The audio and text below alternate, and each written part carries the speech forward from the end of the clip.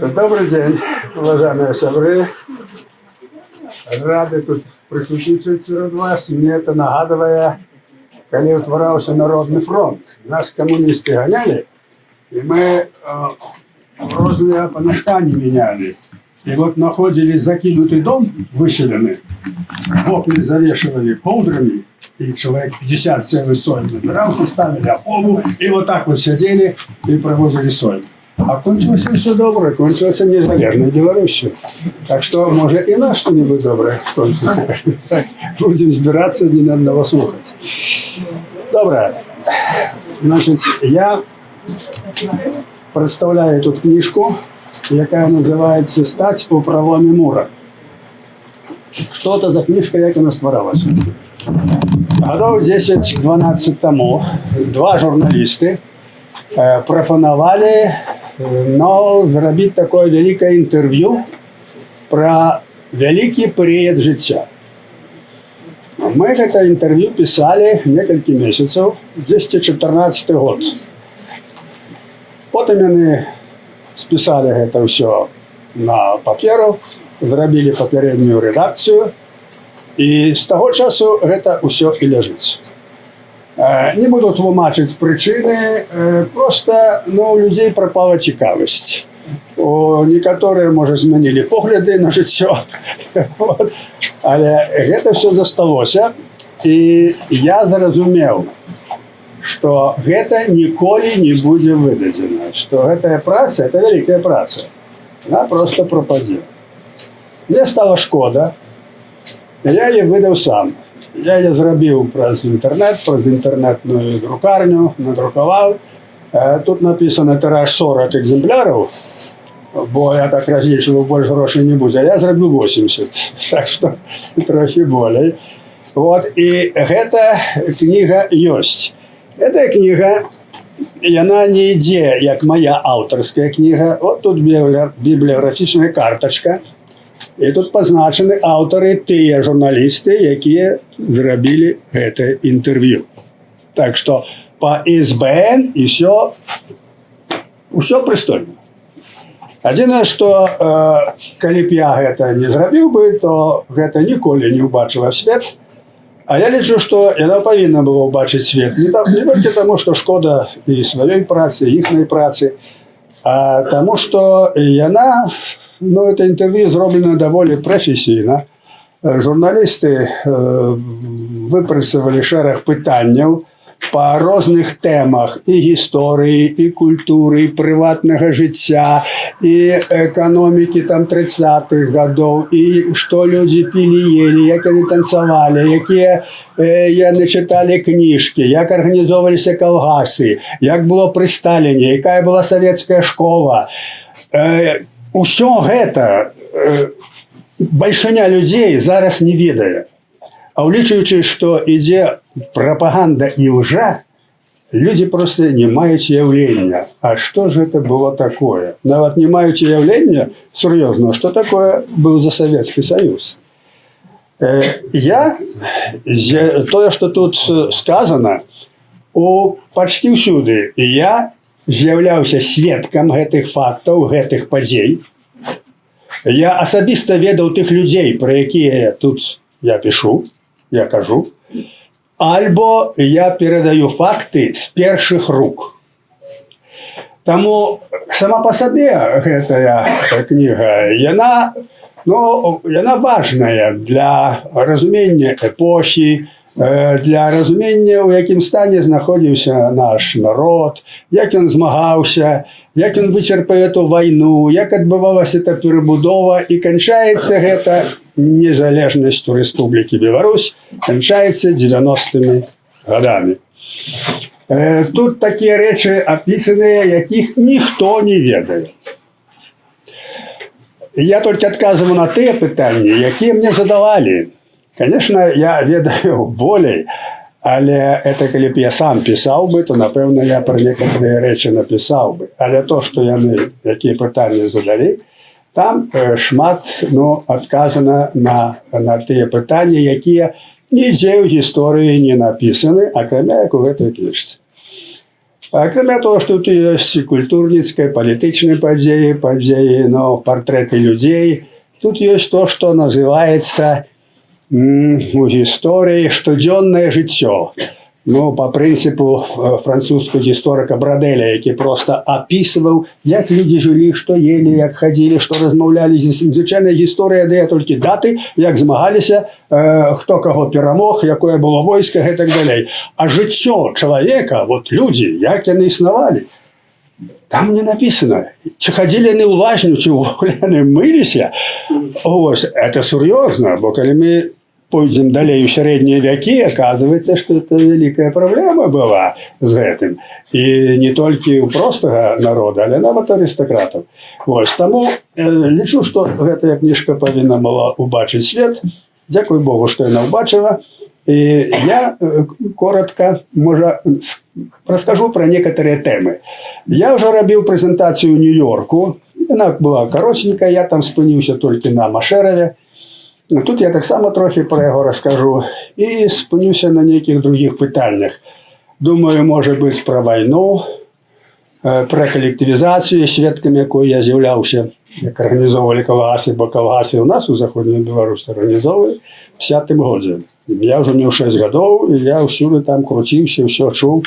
Ось, цікава пачуць першых рук, як гэта было. Якая была савецкая школа, што было вайной, як было ў 70-х годах, 60-х, які быў рух беларускі, як паддашак, напэўна, вы чулі пра паддашак, сама трохі раскажу. Ну і пачнём з такой праблемы. Вось вы, напэўна, чытаеце інфармацыю і ведаеце, што у 20-м годзе, калі вось эта правакацыя выйшла ў народны рух пратэстны, то потым вельмі шмат людзей міліцыя хапала, створаны спецыяльныя аддзелы, які існуюць па сённяшні дзень, і у турму. І от высветлілася, што за гэты час менавіта 20-й год, ну і можа 21-й, за прыблізна 2 гады, зафіксавана ў Менску у міліцыі 3500 даносаў. Можа, хто не чуў такое? Не чулі. Вот, 3500 даносаў. І я веру, гэта праўда. Это праўда. Писали доносы, той сусед вот з чырвона-белым сцягам хадзіў, а гэты вот казаў так, а гэты на акне там повесіў. Приезжали, забирали. И это писали свои люди. Это не москали писали, не гэбісты. Писали свои люди. Докладно есть киберпартизане, якія это все зламали, серверы, и это докладно адресы есть этих людей. Ну так, але мы говорим про проблему, над якой варта задуматься. Бо гэта не толькі ў 20-м годзе было 21-м. Я з гэтага пачынаю, што калі ў грамадстве створана сітуацыя, што нейкая сіла, ну, палітычная, шкодная Беларусі, шкодная народу, якая пры ўладзе, і якая страшыць і можа рэпрэсіраваць астатніх, то людзі, каб захаваць, это адна з прычынаў, захаваць сваё статус-кво, пішуць на другіх доносы. Такім чынам, захаваючы себе, што я свой. Это один аспект. Другі аспект просто, ну, не любяць, нешта там сказаў не так, альбо просто не падабаецца знешні выгляд. Могуць быць нейкія ідэйныя перакананні, там бел-чырвона-белы сцяг не падабаецца, гэтак далей. Але тое, што гэта рабілася, і это было масава, это вельмі з'ява, да якой трэба прыглядацца, прыслухацца і разумець. І так было заўсёды. Вот у чым сутнасць. Значыць, вайна, но на нашай тэрыторыі яна пачалася ў 39-м годзе, але ваенных дзеянняў фактычна не вялося, а вот у 41-м годзе пачаліся ваенныя дзеянні. Значыць, немцы приходили у населенные пункты, ну, в приватности, в наше местечко. Як тільки вони заходять, перше любого чоловіка призначають старостом. І кажуть, вот ти будеш староста, буде відказувати за гэта, а я не хочу, не хочеш кулевет. Не питали, вот тебя призначили, и ты будешь, войско пошло. Тыдні праз два, сварається там уже адміністрація німецька, приїжджає адміністрація, збирають сход і кажуть, треба вибрати Солтиса. Відбуваються вибори. Той чоловік уже значення не має, це просто на той період, каб, ну, нечто було. Тому що німці не могли сюди свою адміністрацію поставити. Ну і от. Русские утекли. Что робят местачковцы, скажем? Было у мясточку 12 крам. Частково уже были державные, российские. Вот, а частково габрейские. Значит, все поутекали. Крамы пустые. Ну, решили эти крамы разрабовать. И мясцовое насельництво все эти крамы, все, что было у краме, забрало. Приходят немцы, сказали всем вернуть. И люди вернули, а некоторые не вернули. И вот и снова же психологичный момент для цікавости об героизме. Был такий у нас чоловік, я навіть оповідання про його написав у Терелей Соломей. Вот. И он недалеко был от этих крам, набрал поболее, немцы его зловили, каже, вертай. Он каже, я не буду вертать, я ничего не брал, ничего не ведаю. Вертай. Не, яны його поклали, прив'язали і почали бити ланцюгами. А він кричить, бійте німецькі собаки.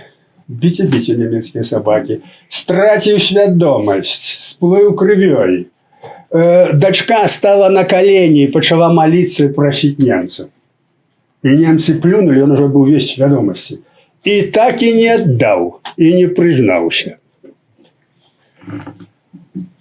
Цікаво, правда? Вот вам кажуть принцип героизма. Вот комсомольский билет он не отдал. Пам'ятаєте стяг бригади Куляшова? Вот был герой, он готов был на смерть идти за комсомольский билет. А психология совсем другая. И снова для розважання, что дала война? Вот такие цікавые речи. Другое. Немцы пришли, призначили цивильную администрацию, белорусскую, там Солтис и все. И своя комендатура у них была, своя влада. До речі, закони виконували. Вот. І вони у нас зробили бункери там, спляжили лес, зробили стіни пуленепробиваемі, і цілу війну там сиділи.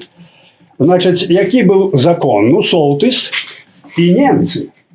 І от до німців приходить баба, скажем, там ті хто, і каже, такий, от такий з'являється комуністом, його треба забити. Конкретний приклад. Наш, скажем, конь зайшов на рунь. Рунь, коли конь, нічого там страшного з рунью не буде, бо рунь потім одростає, земля замерзше. Значить, кабета коменданту говорить, що так і так, от гэты чоловік, він з'являється комуністом, його треба забити. Перекладчик, який перекладав, був сябром майго дядька, який загинув на фронті, і він переклав по-другому. Значит, ситуация была такая, что как звести рахунки з некими недоброзачливцами, ці той, хто не подобався, люди у час войны займались такими справами. Далее. Закон партизанов. Значит, у нас не было партизанов червоных, советских, были так званые белые, их называли белые банды. И они активизовались в 1944 году. Немцы войну не рушили, в основном забивали белорусов.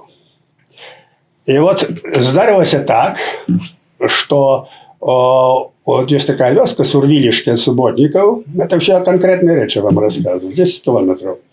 И мой дед Евхим, Ён быў за Беларусь, ён пазіцыянаваўся як Беларусь, уся наша сям'я была. І таму у гэтых бандах было прынята рашэнне яго забіць. А штаб этой банды быў у тых людзей, якія некія родзічы нам нават былі. І тая жанчына, дзед мой быў племяннікам, сказала, што я не перажыву, калі Яўхімачку заб'юць. У мяне слабое сэрца было. І дзеці думаюць, што рабіць, калі заб'юць Яўхіма, матка памрэ. Яны прыходзяць да этого Яўхіма і кажуць: Яўхімка, ты схавайся, заўтра цябе забіваць прыйдуць. Як у тым анекдоце, ідзь схавайся, на цябе граміць. Вот. Значыць, прыклады вам паказваю. І вось гэты дзед, мой Яўхім, ён пайшоў за 10 кілометраў да свайго брата, Сурвілішкі, і там у Бакоўцы жыў. У гэты час прыходзіць штаб этой банды. І ён быў сведкам, як прыляталі людзі, асабліва кабеты, там курыца пакошкала гарод. Это камуніст, яго там трэба забіць. І ішлі і забівалі. І знаеце, колькі забілі? 30 чалавек. І ксяндза. Таму што да ксяндза данеслі, што ксяндз гатыў, скрыты камуніст, його трэба забіць. Ксяндза забілі. Чаму я вам это рассказываю? Это не все. Фактаў такіх шмат. І, глядзіце, нітачка перацягваецца і з тым, што было ў 20-м годзе, з гэтымі даносамі. А яшчэ 30-е гады у час сталінскіх рэпрэсій. Это была массовая з'ява. Тысячи людей былі знішчаны, забіты з-за даносаў. Спецыяльныя даносчыкі сядзелі ў кожнай вёсцы. Вот ім там, звычайна, это былі якія п'яніцы, ці што, вот ім там давалі гарэлку там, паўлітра, і яны страчылі даносы на сваіх соседзяў. Я займаўся курапатамі, з многімі людзьмі кантактаваў, якія з плачам мне расказвалі, як вынішчана была іхняя вёска. Хто гэта рабіў, як это рабілася. Это страшэнная трагедыя. Калі бальшавікі выкарыстоўвалі вот гэтых вот людзей, якія пісалі даносы, і, паўтараю, 1000 людзей загінулі. Розныя былі людзі, скажем, у цне пад курапатамі. Там быў такі старшыня сельсавета, Тимофей Батя. Вот. А при Сталине на кожную республику, на кожную область, на кожный район, на кожный сельсовет и на кожную бригаду, где были колгасы, на бригадира, спускался план по ворогах народа. У месяц треба было представить кожной организации певную колькость ворогов народа. Представляли, калі не представляли, то самого могли расстраляць. І тых людзей забівалі ў тым ліку ў курапатах. Так вот, я это, до речі, писав, Батян адмовіўся, он быў старшынёй сельсавета. Яго привезли ў курапаты, поставили перед расстрельной ямой и кажа: давай врагов народа. А он не кажа: а я не дам, у меня нема врагов народа. И не застрелили. Потому что все ж таки отказность певная, побоялись. Вот. Значит, массовая з'ява, доносы, здрадніцтва на сваіх людзей доходзіла до того, што жонка пісала на мужа, а муж на жонку. Так было ў 30-х годах. Война, оккупация вытягивая на поверхню самое дно, самую гразь, самые злые пачуцці, якія бывае ў звычайным чалавеку, недзе ў 5 сядзелі, яны ў гэты час выходзяць наверх.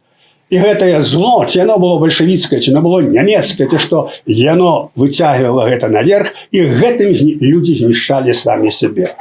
Вот гэта я хацеў вам, у плане праблемы, каб, звязаць, вот, што гэта... Потым дадзіце пытанне. Вот.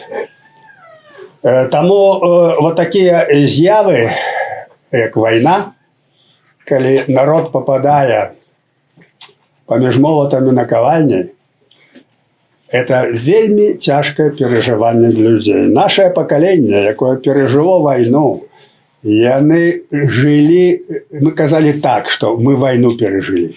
Это был такі стресс, это такі быў удар по нацыі, вот эта вайна другая сусветная, што яна генетычна захавалася яшчэ і ў сённяшніх пакаленнях. Уявіце, што было. Тут это описано.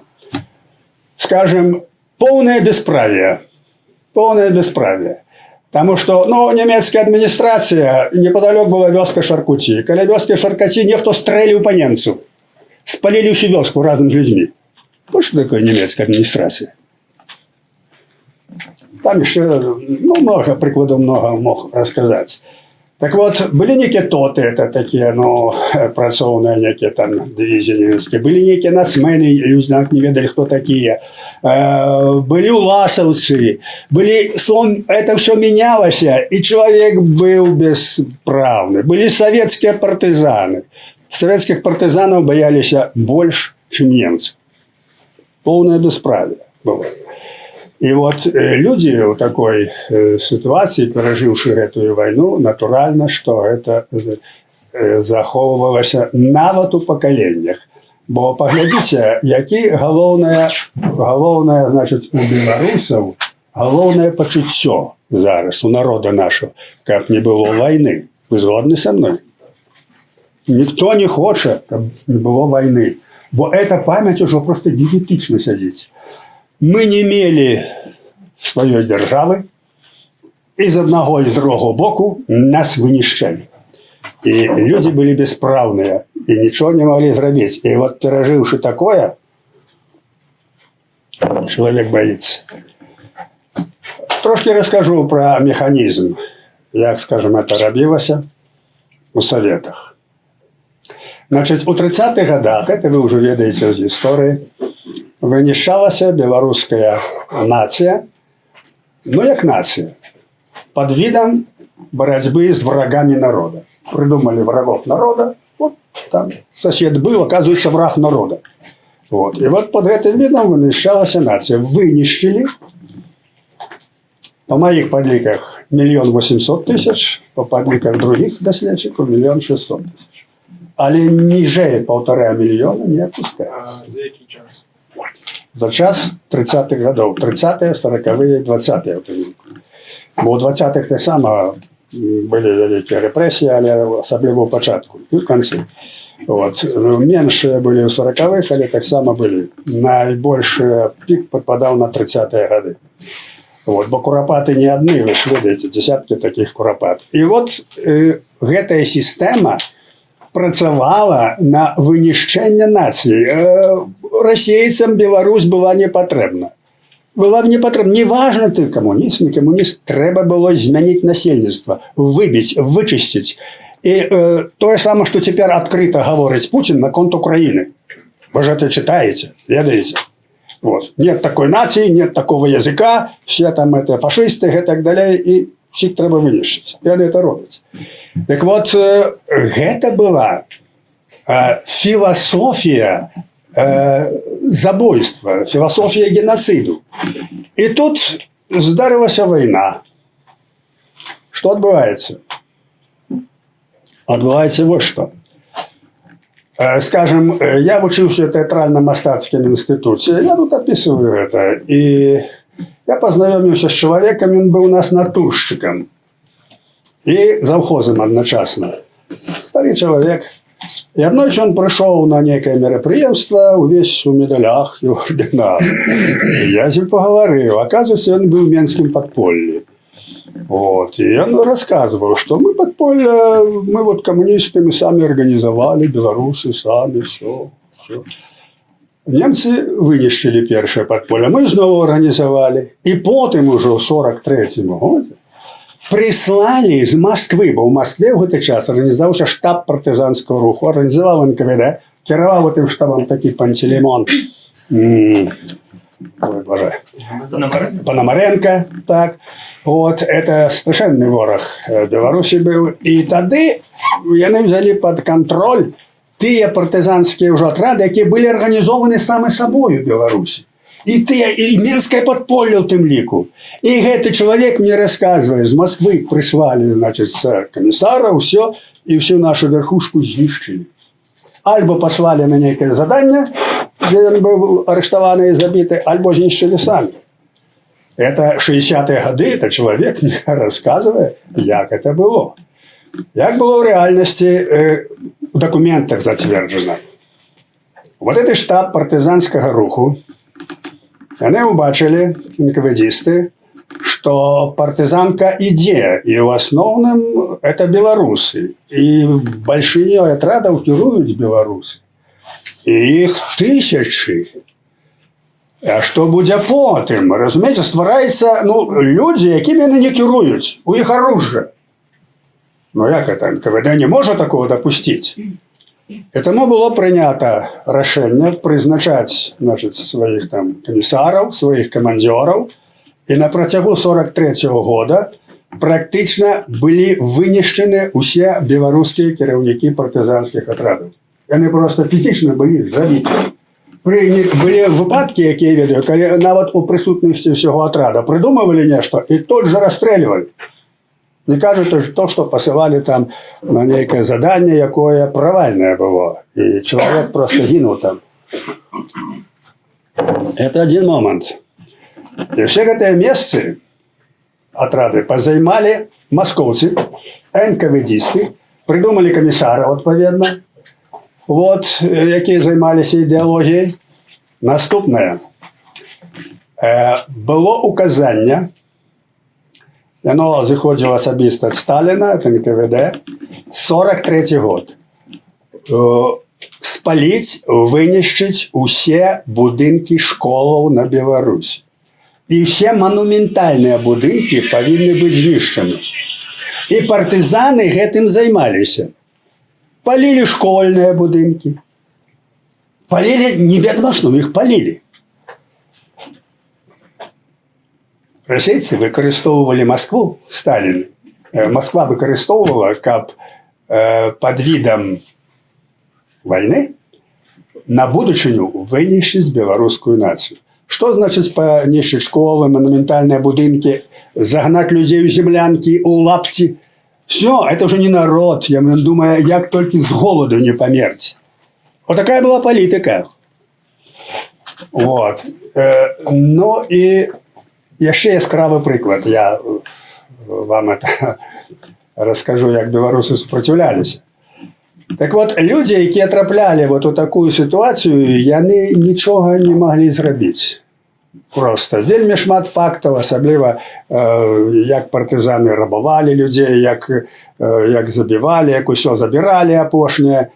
І потым, калі арганізавалася беларуская адміністрацыя, у вёсках арганізоўваліся самапомач, атрады самаабароны, нават прасілі ў немцаў зброю, каб змагацца з гэтымі партызанамі.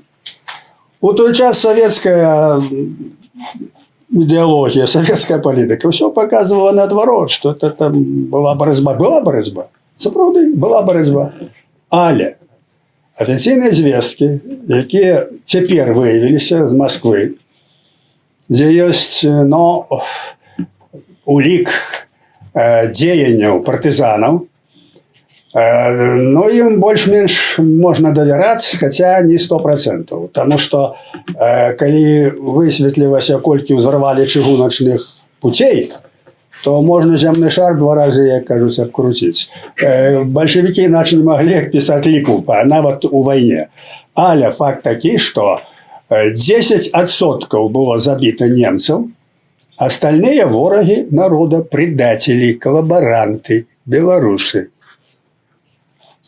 Под выглядом таксама, что вот эта администрация, там яны супрацоўнічалі з немцам, и так далее.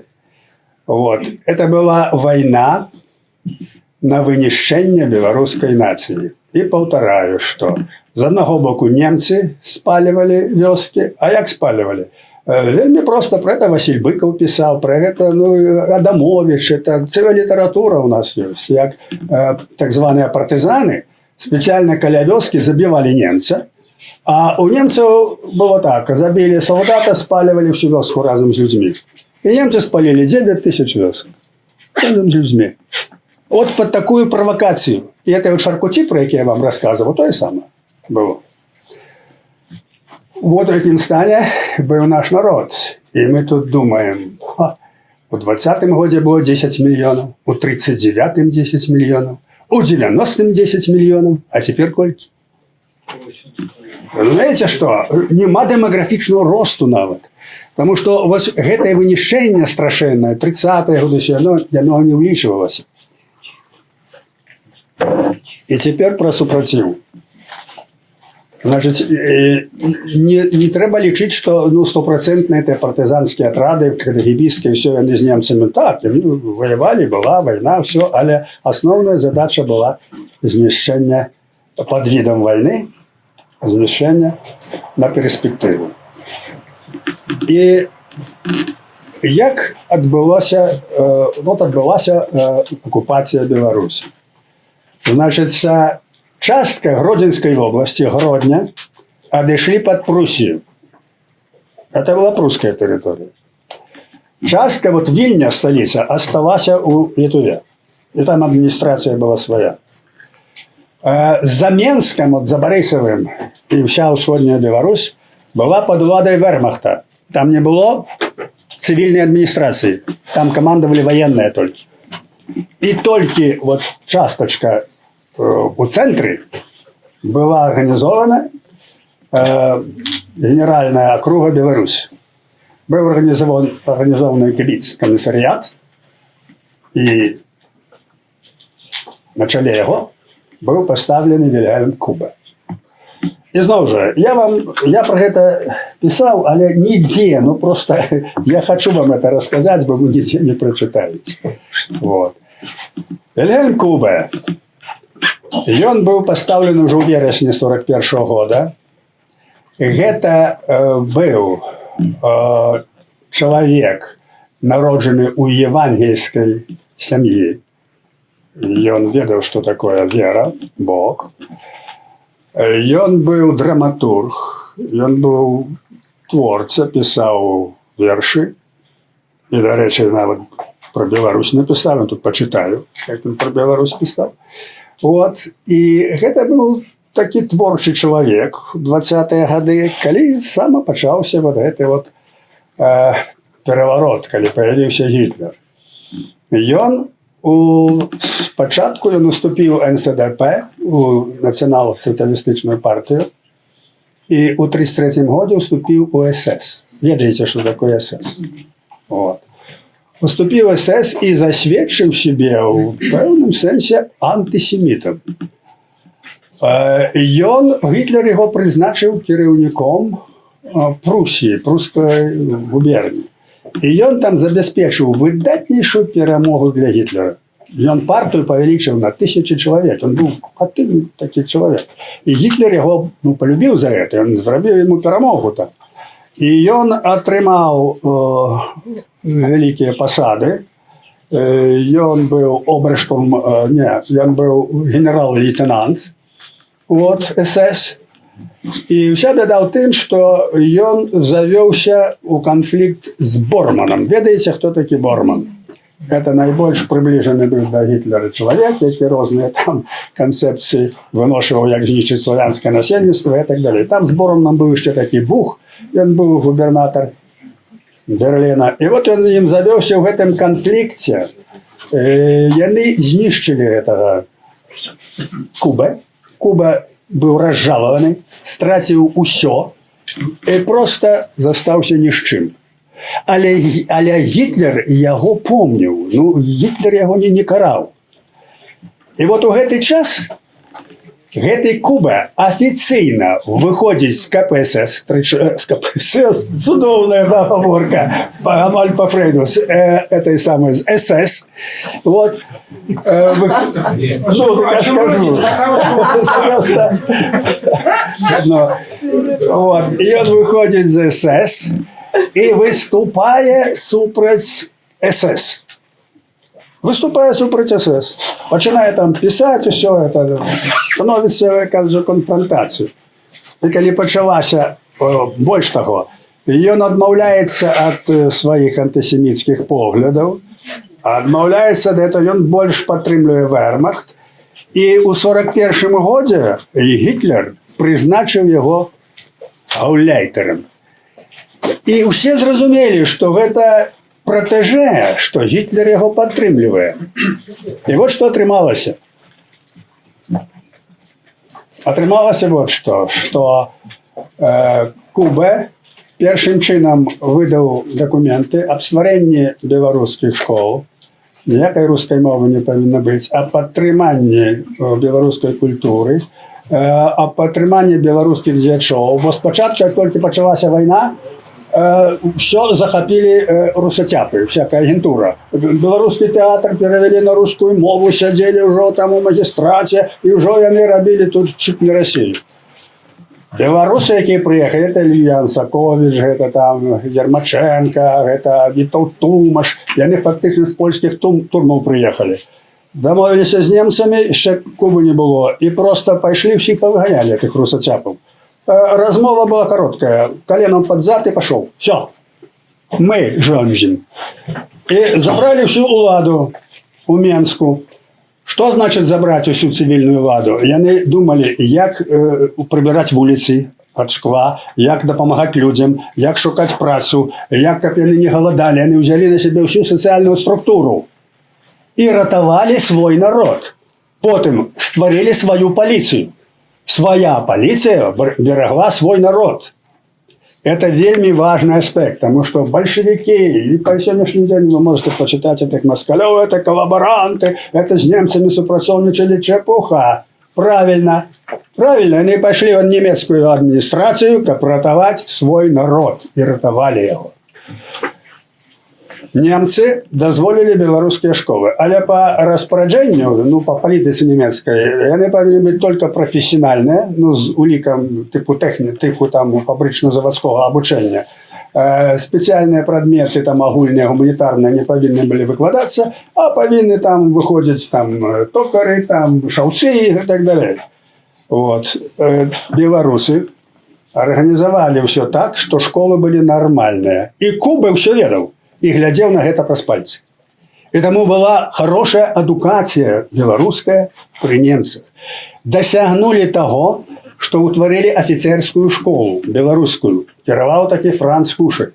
За немцами, за Кубой подрихтовали 500 офицеров.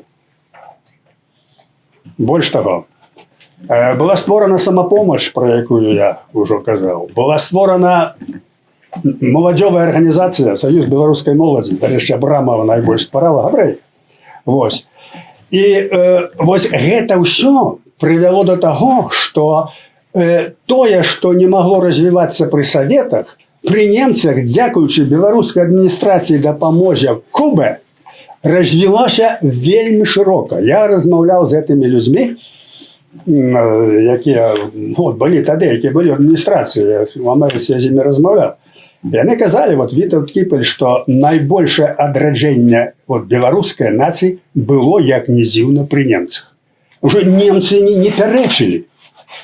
И ўсё гэта прывяло до того, что ну, Беларусь пачала, немцы уже боялись, немцы бачили, что ну, ідзе, кажут, не по плану, так само адчували, что нешта не тое. Больше того, у основе гэтай беларускай работы была незалежніцкая партия. Яна была афіцыйна, немцы ведалі, але яна мела свое подполье. И подполье яна мела ўсюды, у тым ліку савецкіх партызанах. И немцы гэта таксама ведалі, таксама у партызанах мелі свое подполье. И немцы бачылі, что адбываецца такая ситуация, что Беларусь мацнее, что яны ўсё ж таки тут уже офицерский корпус, усё, и гэты прокляты Кубы им да, помагае, бо асабліва СС был супраць этого. Яны стараліся гэтую партию вынішчыць. И вот это забойство Козловского, там все это зрабіла СС. Яны практично до конца войны вынішчылі амаль усю подпольную незалежніцкую беларускую партию. СС, немцы вынішчалі. И большевики так само. Ну, это я особенно скажу.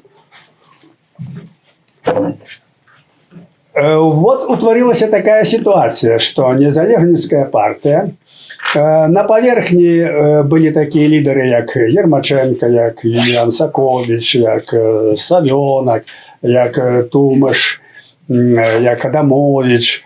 Вот это вельмі вядомыя фігуры ў нашай культуры, ў гісторыі, ў палітыцы. Ці, напрыклад, Вацлаў Івановскі. Вацлаў Івановскі быў забіты, таксама не быў бургомістрам, быў забіты, але ўжо рускімі партызанамі. Забіты НКВД. Пахаванне яго адбылося на Кальварыі. У Менску там жыло некалькі десяткаў тысяч чалавек. На пахаванне сабралася 10 тысяч, увесь Менск. Магілу пасля вайны зруйнавалі. І я ведаю, дзе яна.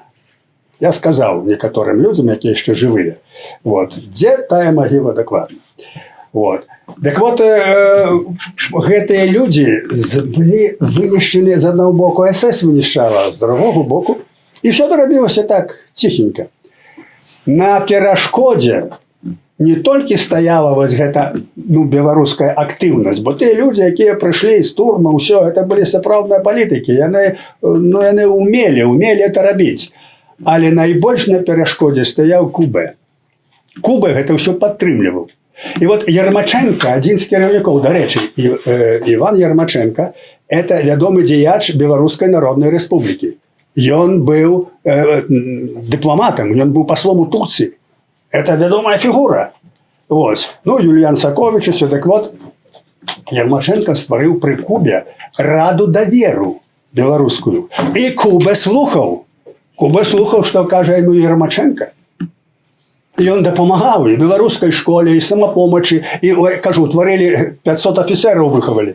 І СС нічого не магло зрабіць. А СС кіраў такі Курт Готберг, бригадны генерал. І яшчэ была ж яшчэ СД. СД – это паліцыя СС. Кіраваў у Менску такі Штраух, Эдвард Штраух. Ну, это такі чалавек, які умудрыўся за 2 месяцы расстраляць 50 тысяч габрэяў у Трасцянцы. Вы толькі сабе уявіце. Вот. Так вот, калі Куба даведаўся, як расстрэльваць, это в основном аўстрыйскіх. Сюды завозілі з Аўстрыі евреяў і расстрэльвалі. І тады Куба выклікаў яго, вот этого Штрауха, не папрасіў нават сесці. Это абраза. І разнёс яго, назваў яго мясніком. Куба засведчыў сябе як чалавек, яго называлі эсэсаўцы юдафілам, які стаяў за тое, каб не было знішчэння яўрэяў. Ён абараняў іх. Ён выцягнуў з концлагера вядомага піяніста габрэя з Аўстрыі. І ён прывёз яго ў Мінск, і яны слухалі Вагнера на фортепіяно. СС это ўсё ведаў. А што такое Куба? І вось тут узнікла пытанне СС. Галоўную задачу СС паставіла забіць Кубы, знішчыць яго. Было некалькі пакушэнняў на Кубу. Все арганізоўваў СС. Асноўным гэта Курт Готберг. Одно вельмі такое, крывавае, гэта ўзарвалі ў тэатры яго. Ён павінен быў выступаць, ён сапраўды выступаў. Была пранесена бомба пад ніз. СС усё пранесці было немагчыма, але калі СС кіравала, то маглі. І атрымалася так, што Куба на мінуту раней закончыў свой выступ і паехаў. Бомба ўзарвалася, шмат было ахвяр, у тым ліку загінуў сын Наталі Арсеньевай, вот нашай вядомай паэткі. Ось. І яшчэ было некалькі такіх спробаў забіць Кубы, і ўвесь час у іх не атрымлівалася. Адну спроб, тут сидіць Валера, будуць цікавыя рэчы, раскажу. Значит, у нас быў вельмі вядомы у фронте чалавек Пётр Пётрович Шашкін. Вот. Вельмі такі беларус ахвярны, ўсё. Это Пётр Пётрович Шашкін быў арыштаваны разам з мамай, калі ім было 2 месяцы. Іх адправілі ў ГУЛАГ. Мама, як кажуць, на нары, а дзіця 2-месячнае забралі асобна, і толькі раз у дзень яна магла яго карміць. І ён выжыў. Пётр Петрович Шашкін, ён выжыў, кіраваў нас Першамайскай радай фронта, быў членам Сойма. І толькі лічыўся ворагам народа. І толькі ў 1998 годзе, это ўжо Лукашенко быў, удалося яму реабілітавацца. А з 2 месяцаў. Это я, факты, у якім стане быў наш народ. Ён выжыў. Дык вот яго бацька, Пётр Шашкін таксама, быў бургамістрам горада Баранович. Беларус. сябра незалежніцкай партыі. І калі ў некаторыя это ўжо 4-й раз вырашылі знішчыць Кубы СС, а вырашылі так, арганізоўвалі паляванне, і Куба павінен быць пад'ехаць туды пад Баранічу на Ліботскую пушчу, там будуць яны паляваць, вот, а там ужо была гатовая засада. Так вот, гэты бургамістр, ён это даведаўся. Ён прыехаў у Менск і папярэдзіў Кубы. І Куба зноў стаўся жывы. Вот. І ў канцы канцоў яны яго забілі, калі выкарысталі НКВД і партызан савецкіх. Эта гісторыя опісаная бальшавікамі. Выкарысталі такую Осіпаву. Осіпава знайшла такую Мазанік Алену. Алена Мазанік пры бальшавіках. Это была жанчына, якая працавала прыбіральшчыцай. Это вельмі на нізкім узроўні. Яны напалохалі, далі ўсю магчымасць пранесці міну. Вот, і Куба быў узарваны вот тады, калі была выкарыстана НКВД. А этой Мазанік потым далі героя, этой Осіпавай. Осіпава гэта яшчэ была у 80-х, 90-х годах, калі я адкрыў курапаты, і трэба было змагацца з гэтай курапаты, то яшчэ Осіпава уваходзіла в эту камісію. Это НКВДистка, якая там Чорная Марія, ці што ў яе быў, это жудасная істота. Яна, як кажуць, памерла НКВДисткай ужо пры Лукашенку. Вот як была гісторыя з гэтым Куба. Гэта нам трэба ведаць. І нам у пэўнай ступені пашанцавала, бо каб не быў бы такі Куба, а быў бы такі мяснік, як Готберг. Куба, повторяю, это цивильная администрация, а Готберг это СС и СД. Так вот, урэшце-рэшт, быў такі выпадак, што яны не ведалі, як расправіцца з Кубай. Бо Куба пісаў на іх даносы Розенбергу і Гітлеру, што яны знішчаюць яўрэяў, што яны там робяць. Ну, это ж ідэя Гітлера была яўрэяў знішчыць. Ну, тым не менш, ён пісаў. І у тым ліку Гімлеру, а Гімлер это шеф СС, які кіраваў вот этим Готбергом. И вот у 43-м году Гиммлер специальной командой, специальным самолетом прилетает в Минск, как расправиться с Кубой. Главное было проверить Кубу, хотя они, как кажут, по закону не имели права это робить, это цивильная администрация. Но тем не меньше они старались под его подкопаться. Ничего не удалось, але был цікавый факт. Гіммлер праводзіў, это яго была ідэя, праводзіць экзекуцыю ўсіх габрэяў. Яны павінны знішчены як народ. Гітлер даў даручэнне, і Гіммлер гэта выконаў. І вот он прыехаў паглядзець, як это адбываецца ў Менску. І захацеў папрысутнічаць пры расстрэлах у Трасцянцы. Папрысутнічаў.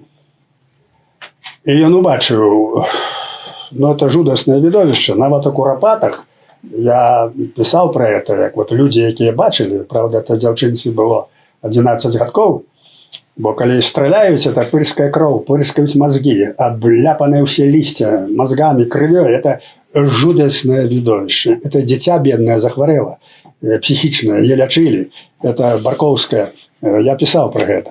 Так вот, гэта не толькі ў НКВДистаў, то і сама ў немцаў. Калі яны стралялі гэтых габрэяў з дзецьмі, з усімі, то гэта ж самае мазгі, ўсё это пырскала, хто там яшчэ не дабіваць трэба было, дакалваць. І Гіммлер самлеў, яго званітавала, і ён зэмляў. Ну, адкачалі яго, усё, ну, это ж позор. Слухайте, шеф СС.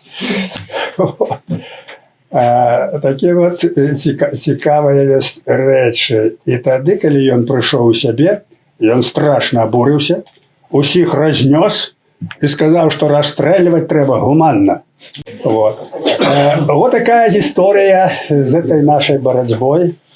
І калі знішчылі Кубу, тады стала вельмі цяжка. У гэты час уже фронт ужо рухаўся сюды.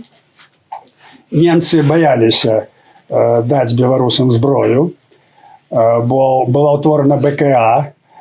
БКА, вот по ўтварэнню, я вам скажу, это 39 батальёнаў і 1 конны эскадрон, якім кіраваў Барыс Рагуля. Я добра вельмі з ім знаёмы, мы з ім добра сябравалі, вось он уже не жыве. Ось. Так вот, немцы баяліся даць зброю, таму што гэта ж таксама сіла. Яны адчувалі, яны ведалі па незалежніцкай партыі, што не будуць беларусы класці галаву за немцаў. Яны супраць бальшавікоў, але яны хочуць сваю незалежную дзяржаву. И покуль это вот был Куба, неяк вот эта политика шла вот таким чином, лавировали, неяк ратовали насельніцтва, створили эту офицерскую школу, створили союз белорусской молоди, театр белорусский был. Ну неяк развивалось все. А коли уже Кубы знищили, ну то это уже стало больше тяжей. И вот у гэты час, знову же это я хочу вам показать, наколькі вот при всем при тым, беларусы вельмі наіўныя ў палітыцы. Ну, вельмі наіўныя. Ну, па сённяшні дзень. Нават можете самі паглядзець. Вельмі вот наіўныя людзі. Дык вот гэта людзі, якія з'елі зубы ўжо ў палітыцы. Ярмаченко, дыпламат, усё. Юліян Саковіч праз турмы прайшоў. Што яны робяць? Яны бачаць, што немцы так добра адносяцца, все, дают магчимости, школы открыть, глядят праз пальцы, все, а тут идут уже большевики, и тут яны думают, что будешь незалежная Беларусь. Вот. И они написали программу будучай незалежной Беларуси, якая разом с немцами будет існаваць у Европе. Люди не разумели. Это то самое, что зараз бы украинцам написать разом с Путиным, мы тут будем існаваць. Не разумели их это человеконенавистненская этой войны их. Это вот мне это вельмі здзіўляе, бо гэта палітыкі высокого класа. И вот они написали эту программу, и калі ласка представили в Гебіц-камісарыят, представили все, там почитали, и думают, так яны вот гэтак. Значит, что они зрабілі? Юліяна Саковича забили тут же. При вельмі таких обставинах он выехал, нашли кого. А Ярмаченко арыштаваць і концлагер. Ярмаченко уцёк, меў там трохи грошей, подкупил, уцёк у Прагу. И там его гестапо взяло як кажуть, на крючок, але живий остався, не ведаю там, чи он, видать, своєю смертю потім помер. Отака так само цікава історія, як люди, наші політики, не робили правильну політику, не робили школу, робили силу, робили войска, робили все для незалежної Білорусі. На що ви пишете своїм ворогам, що ви хочете з ними незалежну Білорусь робити? Вот. И один загинул, а другие, кажуть, ледь остався. Еще что цікаво в этой ситуации, вот этой боротьбе. Гебіц-камісаріат. Там працавала, вельмі шмат людей. По моих звестах 150 человек. И там працавали десятки габреев. И Куба все ведаў, ён их брал работу. А незалежніцкая партия, она займалася тым, што вырабляла, бо з незалежніцкай партии люди працавалі в Гебіц-камісаріяце таксама. Задача была вырабляць арыйскія документы для габреев, каб яны маглі ўцячы. Звычайно уцякалі ў партызаны. Вот, каб іх не расстралялі. І вось гэта была такая асноўная работа.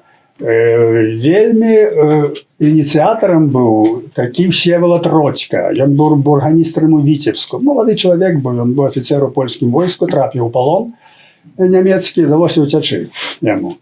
І вот ён, калі прыехаў у Менск, ён расказаў, як ён бачыў, як расстреливали габреев, все, и что наша задача незалежніцкай партии и белорусов подтримливать габреев, не дать магчимости, как их забили. Это наши союзники. У Беларуси не засведчено фактов, как мясцовое насельніцтва дапамагало немцам у знішчэнні габреев. Засведчено яким чином? Документами самих немцев. Немцы писали, эти документы есть у Бундесархиве, что не удалось белорусское насельніцтва уцягнуть у пацификацию габреев. Официальные немецкие документы. Практично усюды удалось. І в Польщі, і на Україні є факт. Едвабне там і так далі. Літва. Вот. А у белорусах не удалось. И немцы официально это написали. И не эсэсовцы написали это. И Незалежнская партия, вот инициатор Родька, они ставили задачу ратовать габрэйскае насельніцтва. Яны это робили. И союзником их был Куба. Куба это была некая трагичная особа. Вот просто так поглядеть на его, бо ну, это нерационально. Ему было, его поводины нерациональные были. Вот. И я писал, вот у меня тут выдал книжку некой, инструменты. Тут еще одна книжка, я выдал 10 пьес. И в Темрику я написал пьесу «Оккупация». Это великая пьеса, 45 девичьих особ, это на профессиональный театр. Вот. И вот эти подеи, которые вам я рассказываю, они покладены вот в эту основу. Конечно, теперь ее никто не поставит, але в будущем, я думаю, это все будет поставлено, бо это наша история, вельми кривавая и вельми тяжкая, як у той страшной истории, это люди ахвярно ратовали Беларусь. А после войны их оплевали с ног до головы.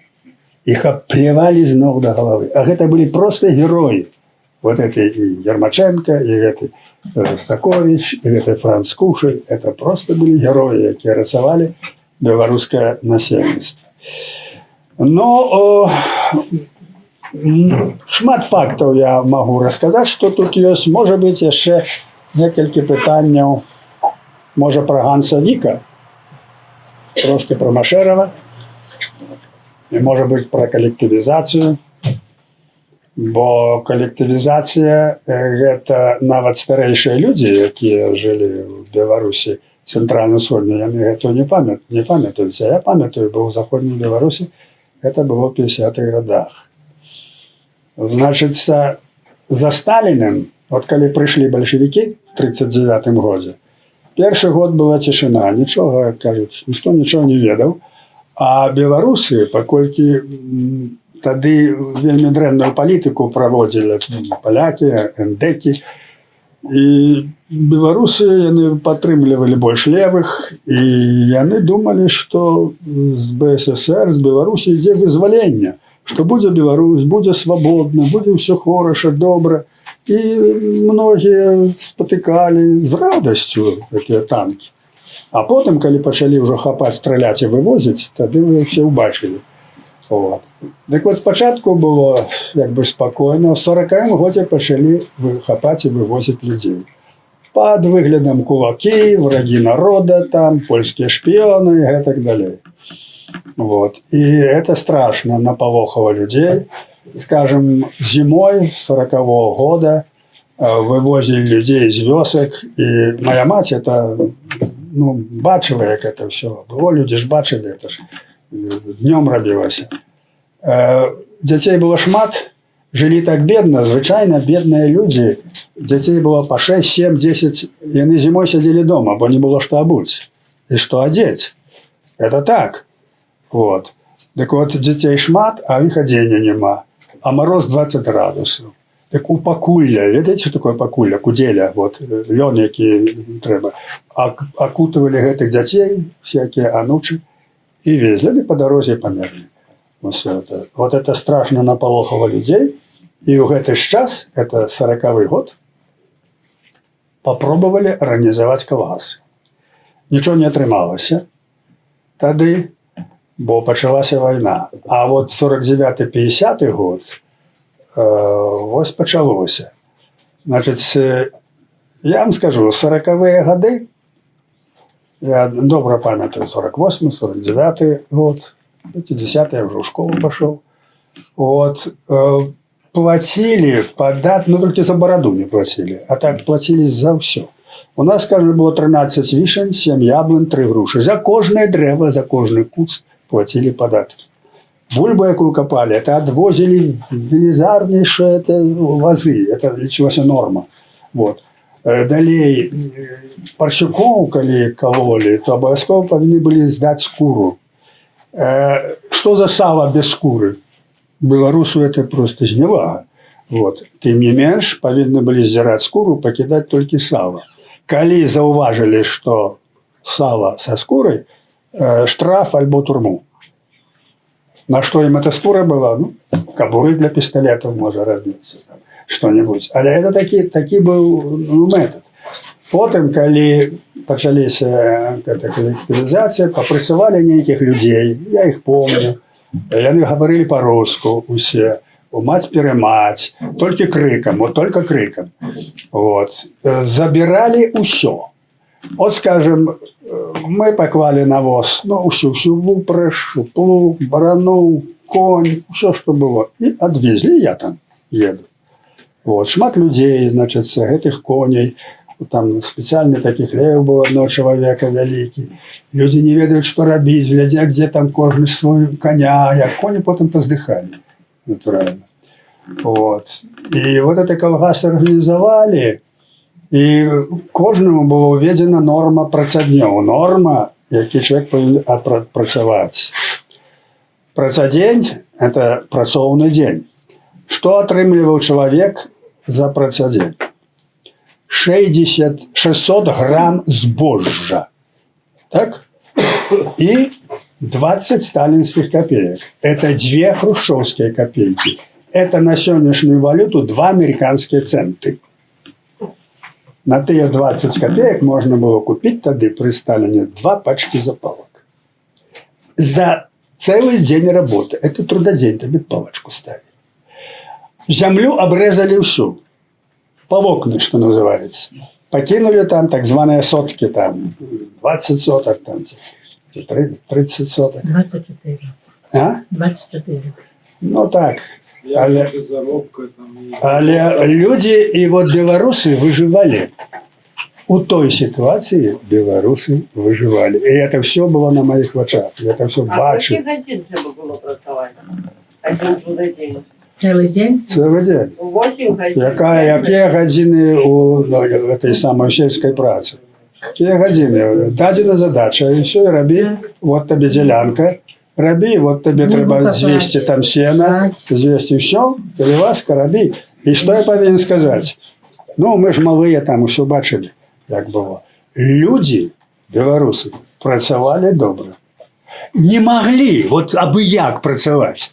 От калі сена вязуць усё, то яго трэба жэртку, трэба яго вязаць, трэба яго абскубаць, усё, каб не трэслася. Усё, іначай беларус не мог. І людзі працавалі добра. Вот я памятаю, што не было такого, провалитесь. Ну, конечно. Вот. И вот загнали людей вот в такое рабство. Люди вымушаны были жить за этих соток. Одиноличники – это люди, которые не пошли в колгас. Их обклали страшными податками, из ними издекывались. Больше 1-2 годов никто не вытрымал. Вот. Они имели возможность коня там покинуть, и все, ничего за это не трималось. И землю порезали по волкам. Так, ну и вот эта ситуация, люди не могли выехать с вёски никуда, бо не выдавали паспорты. Это были рабы. Колгасники землю отобрали, кони отобрали, хотите на работу, а вы никуда не поедете, у вас документов нема. И закон не выдавали паспорты.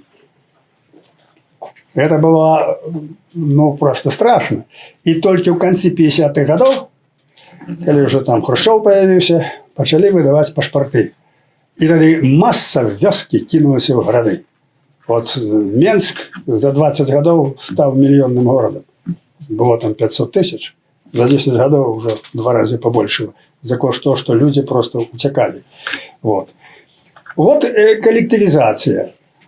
Ну і шмат яшчэ тут таких фактаў, там як фронт арганізаваўся, ўсё, я шмат пісаў, про гэта можа не буду расказваць, бо так я шмат вам расказваю, тут столькі таких фактаў, якія, ну, все ж не будеш расказваць. Можа яшчэ некаторыя я вам прывяду факты, звязаныя з сённяшняй палітыкай, скажем, про таго ж Ганса Георга Віка. Я про это писал, але не все. І я думаю, што варта, бо это абсалютна звязана з усей палітыкай сённяшняй і мінулай, і 100 гадоў таму. Бо Нямецчына і Расія, яны праводзяць і праводзілі з канца 18 стагоддзя адну палітыку. І Вялікае княства было косці ў горле, і беларуская дзяржава такая сама. І па сённяшні дзень гэта мы бачым. Так вот, у 98 годзе у Беларусь прыслалі Ганса Георга Ліка, кіраўніка мінскай секцыі АБСЕ. Это разведчик, ён кіраваў знешняй разведкай Нямецчыны. По закону это недобрая справа, разведчики не павінны этим займацца, но на это не звярталі ўвагі. Ён прыехаў з задачай разбурыць беларускі народны фронт, это яму ўдалося, і стварыць апазіцыю, якая была пад крылом Нямецчыны, таксама ўдалося. І трэцяя задача злучыць Беларусь з Россией. Это не удалось. Вот. А с фронтами адразу, як ён прыехаў, былі пушчаны вялікія грошы на гэта. І потым, калі ён ужо пракалоўся моцна, таму што мы адразу ўбачылі, што это варожая дзейнасць. І у Беластоку ў 2000 годзе адбывалася канферэнцыя. На той канферэнцыі прысутнічалі нашы дэпутаты беларускія, сэнсе фронтаўскія. І ён выказаўся, што на працягу 6 гадоў АБСЕ праводзіла палітыку злучэння Беларусі з Расіяй. Я вот зараз гляджу на эту істоту, і в прынцыпе гэта не то, што ён там нічого не разумеў, гэта наглы цынік быў. Ён не ставіў ужо нашу грош абсолютно. Он цинично об этом говорил, что вы дураки все, мы сделаем с вами что хотим. И вот он про это сказал. Это, конечно, все было зафиксовано. Вот эта политика. И потом, коли он еще некалькі там выказанняў, коли он створил это лябедзяку, всю вот эту вот так званую псевдооппозицию, раскололи фронт, дали гроши, потому что ГБ с нами ничего не могла зробить. Бо ГБ нами могла політичне, там ідейне, все, їх не було грошей. А вот коли пошли миллионы, и вот это мы раскололи. Люди оказались, многие, тем больше демагогия была, мы дадим вам гроши, вы будете иметь свои офисы, свои компьютеры, вы будете иметь свои кабинеты, вы будете соправдные позиции, вы будете вот как света есть, так? Вы будете. Ну и дали. И раскололи. А калі гаршчок расколоты, яго можна склеіць, но это ўжо не гаршчок. Это ўжо археалагічны артефакт, больш нічога. Вот што атрымалася. І таму мы выступілі вельмі жорстка, калі асабліва пасля этой канферэнцыі. Мы пісалі ў Бундестаг, Міністэрства замежных спраў, АБСЕ, канцлеру і прэзідэнту, каб убралі гэту лічнасць. Сойм, які нас сабраўся, прынялі рашэнне, што ён з'яўляецца персонай нон-грата і павінен пакінуць Беларусь. І што вы думаеце? Скандал быў, перапалох быў у Нямецчыне, яго павінны былі раней прыбраць. Але паколькі ўжо ў 2000 годзе ён там попрасіўся, ён некалькі месяцаў яшчэ адбыў і пашоў. Вот. Перад гэтым, перад як ісці, ён даў інтэрв'ю беларускай газеце. Это русская газета на русской мове, там агентура ее кіравала. Вот. И вот он дал интервью, дзіўнае интервью. Ему задали пытанне, что а як вот вы вот курыруете оппозицию, там и все, як вы вот супрацоўнічаеце? И он кажет, что, знаете, вот для создания этой оппозиции все мы шчыльна супрацоўнічалі з КГБ. И атрымліваецца так, што ён прызнаецца, што ён, кіраўнік місіі АБСЕ, дэмакрат, супрацоўнічаў з лукашынскім КГБ, каб утварыць эту псевдооппозицию. И это не в интернете, это папяровая газета, это документ. Это все написано. После питання, ага, і що там питання? Ну добре, які гроші були відпущені? Він каже, 1 мільйон 700 тисяч доларів на розкол фронту було пущено. Хто дав гроші? Мало. Хто дав гроші? АБСЄ, Єврозв'яз, те саме Німеччина. Елементарно, той, хто дає тепер гроші. А відомо, на що вони йдуть? Конечно, ведали. Конечно, ведали. Но то, что я так говорили, вот у меня возникает питання, бо треба дати отказ. Чому ти, розвідчик, професійний, чому ти про це все сказав?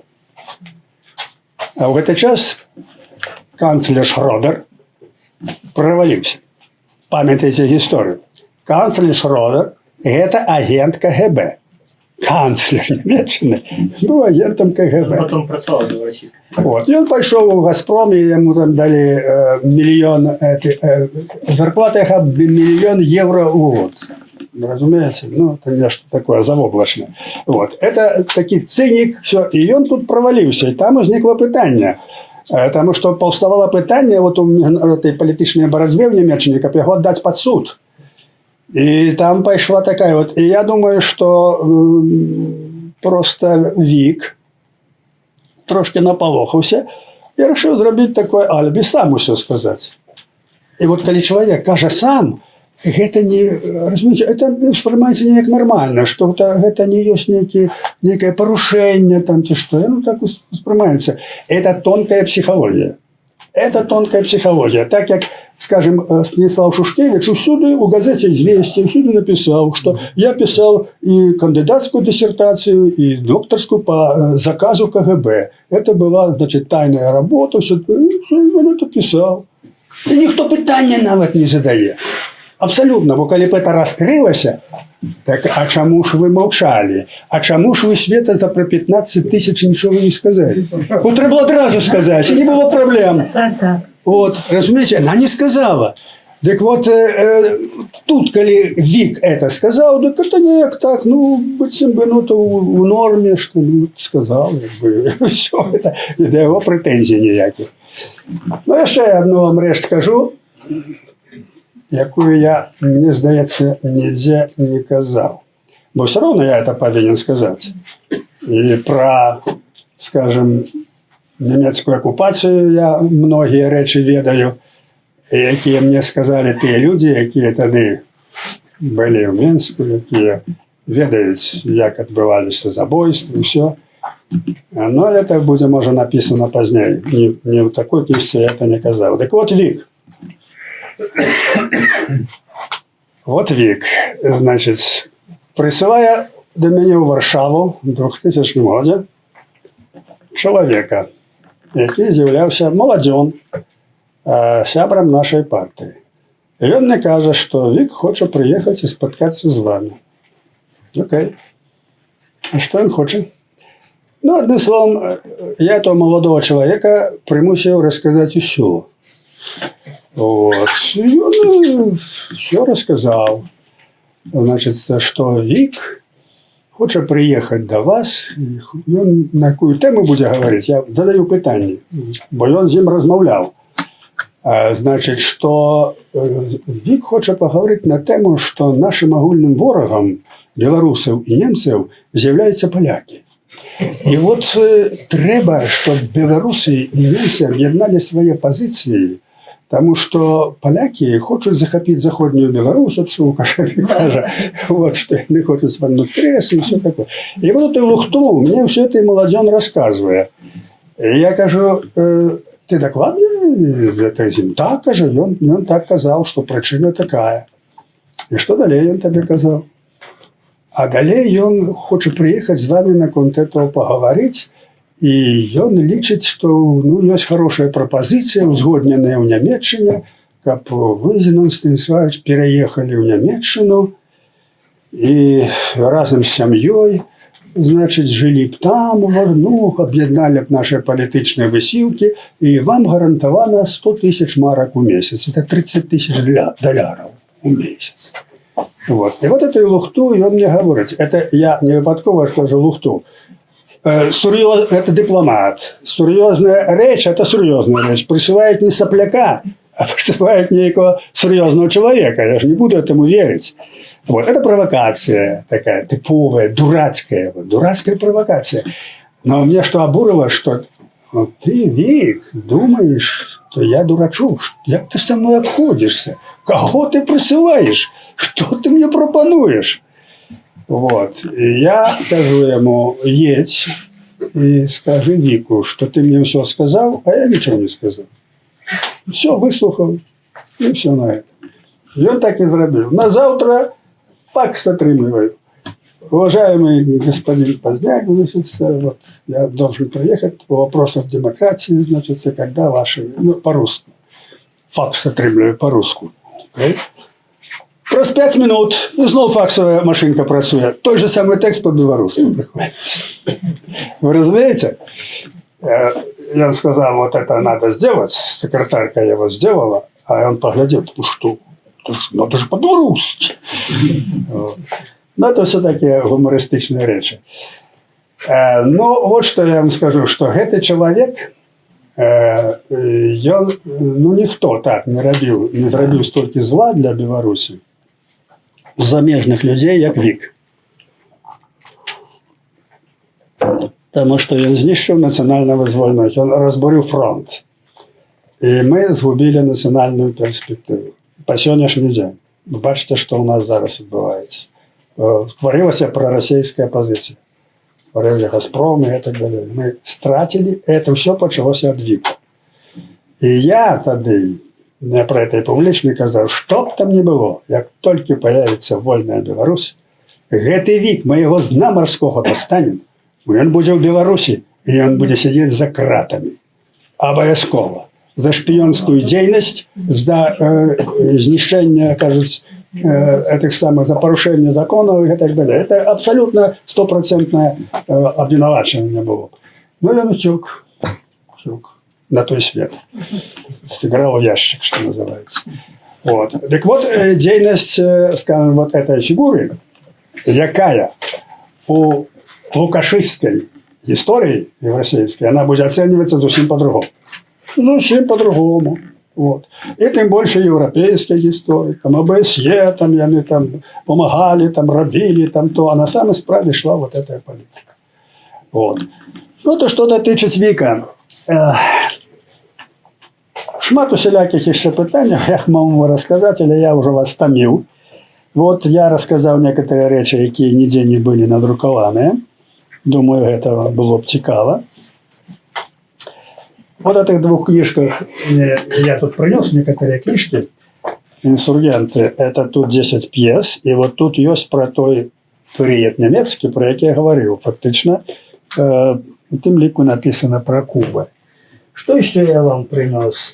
Вот эта вот книжка, это уже 25 год, как выдадена, это, ну, видать, найлепшая книжка про белорусскую военную эмиграцию и про то, что отбывалось войной с 41 по 44 год. Это с оригинальных людей списано все. Вот этот человек, и он, ну не то, что был сябром, а он постоянно контактовал с Кубой, ехали в одной машине, наследовали помники, он был керівником Белорусского музея национального в Менску. Белорусский национальный музей после войны был вывезен полностью у Німеччину. И я тут написал, дал фотографию, куда был вывезен этот музей. И, разумеется, ну, это серьезная справа, потому что треба, как некие специалисты этим занялись. Махчима, Гекштадт, вот этот замок, где сборы Белорусского музея военного, звезены в этот час. Может, они и теперь там есть. Я с журналистами многими казался, что, слухайте, поедьте, потекайтесь, бо туди были звезены и другие музеи. Те, что засталось, там нога человека не ступала. Ну, я все не могу успеть. Ну, напевно, мне самому придется поехать доедаться. Бо это важно. Вот. Это Гельштадт, это недалеко от Аугсбурга, это Бавария, сдается. Бавария, так? Ну, Бавария, вот. Вот это замок, вот это все. И тому эта книжка, она цікавая. Это раритет. Их у меня осталось не шмат. Я привез специально для вас, ну, паколькі мне рады з вами спаткацца, можа каму зацікавіцца. Тут таксама вот это 10 п'ес, што напісаныя, палова з іх 5 п'ес, это на евангельскія тэмы. Можа, хто глядзеў, Алесь Пазняк рабіў там перадачку пра евангельскія тэмы. Ну, вот, калі кого цікава, таксама можаце пабачыць. І яшчэ я прынёс адзін таксама цяпер рарытэт. Это «Великое княжство». Это паэма, напісаная 25 гадоў. Но і я дастаў, у мяне некалькі кніжак асталося. Калі хто не мае, то магу падпісаць. Пра шмат якія рэчы, конечно, я думаю, вам было б цікава, але не хачу вас стамляць. І задавайце пытанні. Па гісторыі, па сучаснасці. Паговорым. Калі ласка. Вы казали,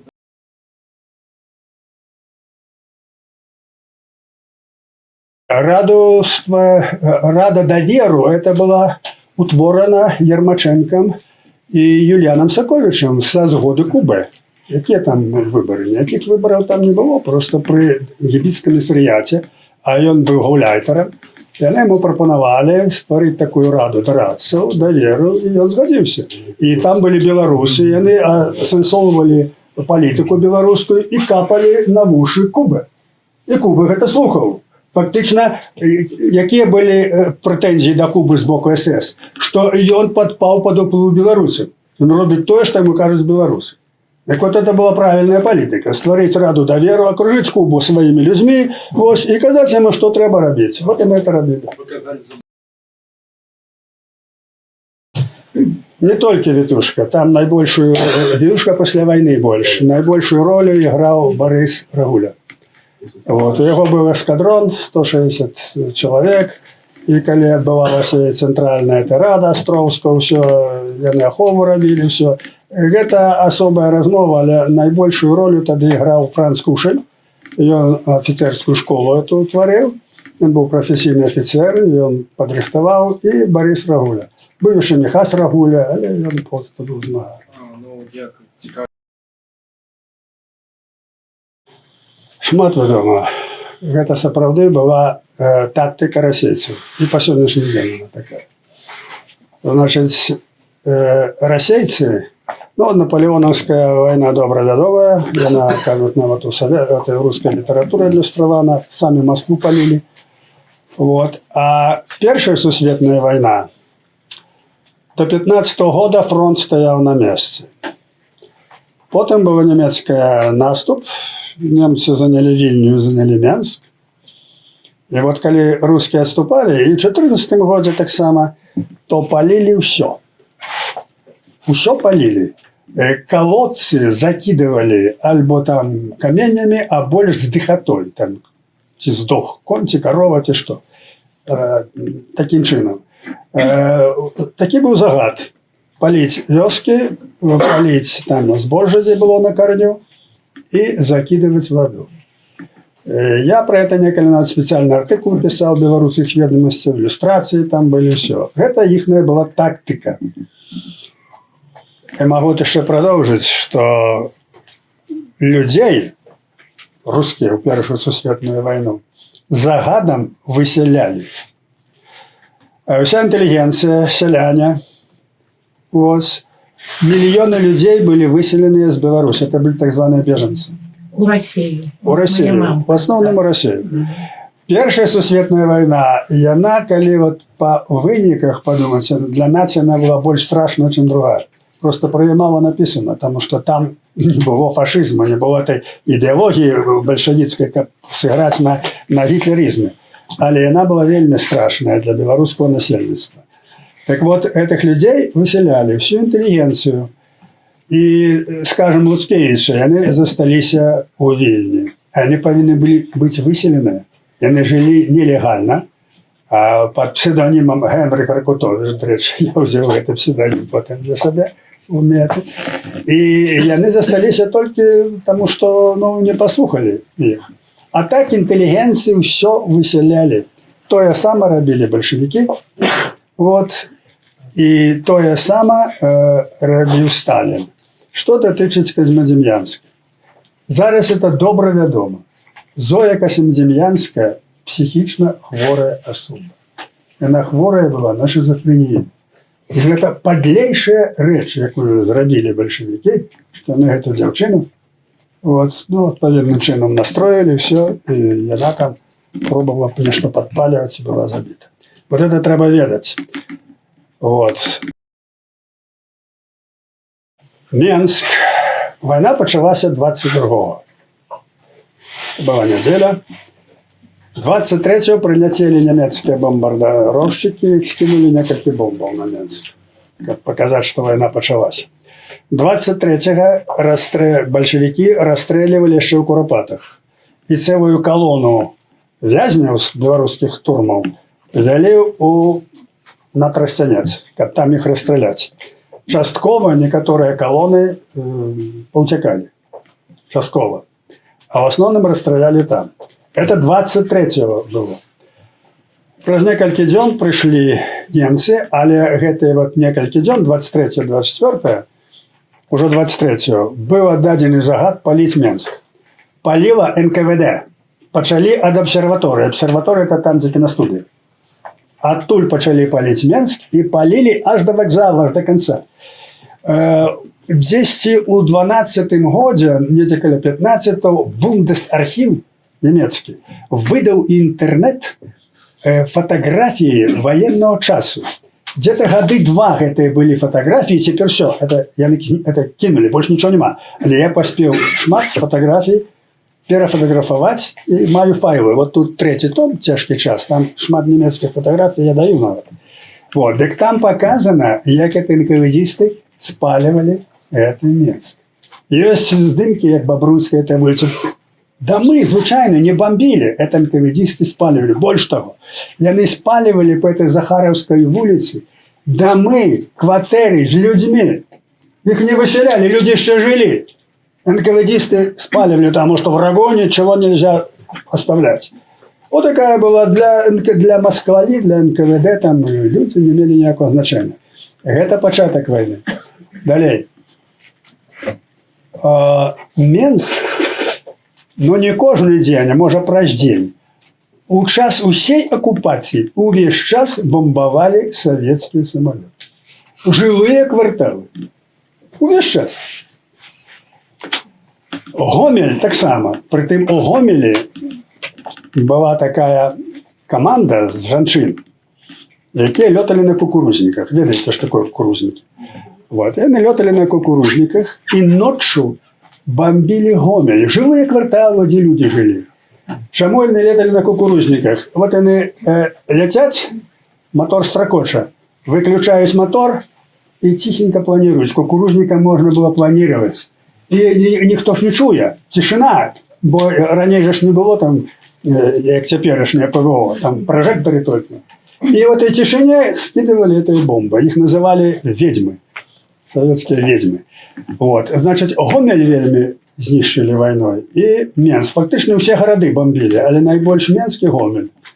Вот. Это была тая тактика, про якую я вам рассказывал початку, коли это ставка партизанского руху, так званого, приняла решение, как спаливали белорусские школы, монументальные дома и так далее. И вот это была тая самая тактика.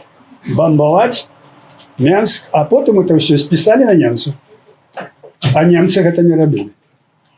Это абсурд, это была немецкая территория. Там Вермахт был. На что им было бомбовать те города? Вот очень справа. Тому это политика, знищення нации. Наконт Еврозв'яза, ну, это протяг традиційної європейської політики у дочиненні до Білорусі. В основі німецька політика. Значить, чим тлумачив Ганс-Георг Вік у Білостоку, що ОБСЄ і ён імкнулися злучить Беларусь з Росією, ну, і ліквідувати білоруську незалежність. Тому що Німеччині потрібна российская нафта. Его меркование, конкретно его слово. Вот. А Беларусь тут стоит на порозе, это и цены повышаются, это зрозумело. И тому для них это не потрібно. Так як і в 18 столітті Велике князство їм оказалося, коли вони ўжо паставілі сваю імператрыцу, ім было не патрэбна. І гэта працягваецца па сённяшні дзень. Вот. І гэта праводзіў Вік, гэтую палітыку. Я вам скажу, калі пачыналася развал Савецкага Саюза, ён бы не адбыўся, каб не былі нацыянальна-вызвольныя рухі. Не дэмакратыя там развалілі. Нацыянальна-вызвольны рух пачаўся з Эстоніі, і гэта сыграла сваю ролю. Дык вот, усе еўрапейскія лідары літаральна былі супраць незалежнасці Беларусі і Украіны. І это засведчана дакументальна. Дарэчы, нават Сергей Навумчык это кніжы свае паказаў. Далей, амерыканцы, бы тады быў старэйшы Буш прэзідэнт, таксама быў супраць, таму што яны верылі Гарбачову, яны не хацелі, каб атамная зброя выйшла з-пад контроля. Это все глупства. Это договорка. Але што рэальна яны думалі? Яны верылі, што ў Расіі можа быць дэмакратыя. Вот это правда. І Еўропа і па сённяшні дзень яны так думаюць. Пагаворыце з таварышам Макроном, ці што там вам скажа. Яны думаюць, што з Расіі можа быць дэмакратыя. Ідзе прапаганда, прытым гэта неадназначна. Ёсць дэмакратычныя арганізацыі, рухі. З аднаго боку яны памагаюць, там сапраўды, там кніжкі выдаваць, нейкія там грошы даюць. Узнікае там шмат праблемаў з гэтымі грашыма. Быў некалі такі Сорас, он і цяпер ёсць.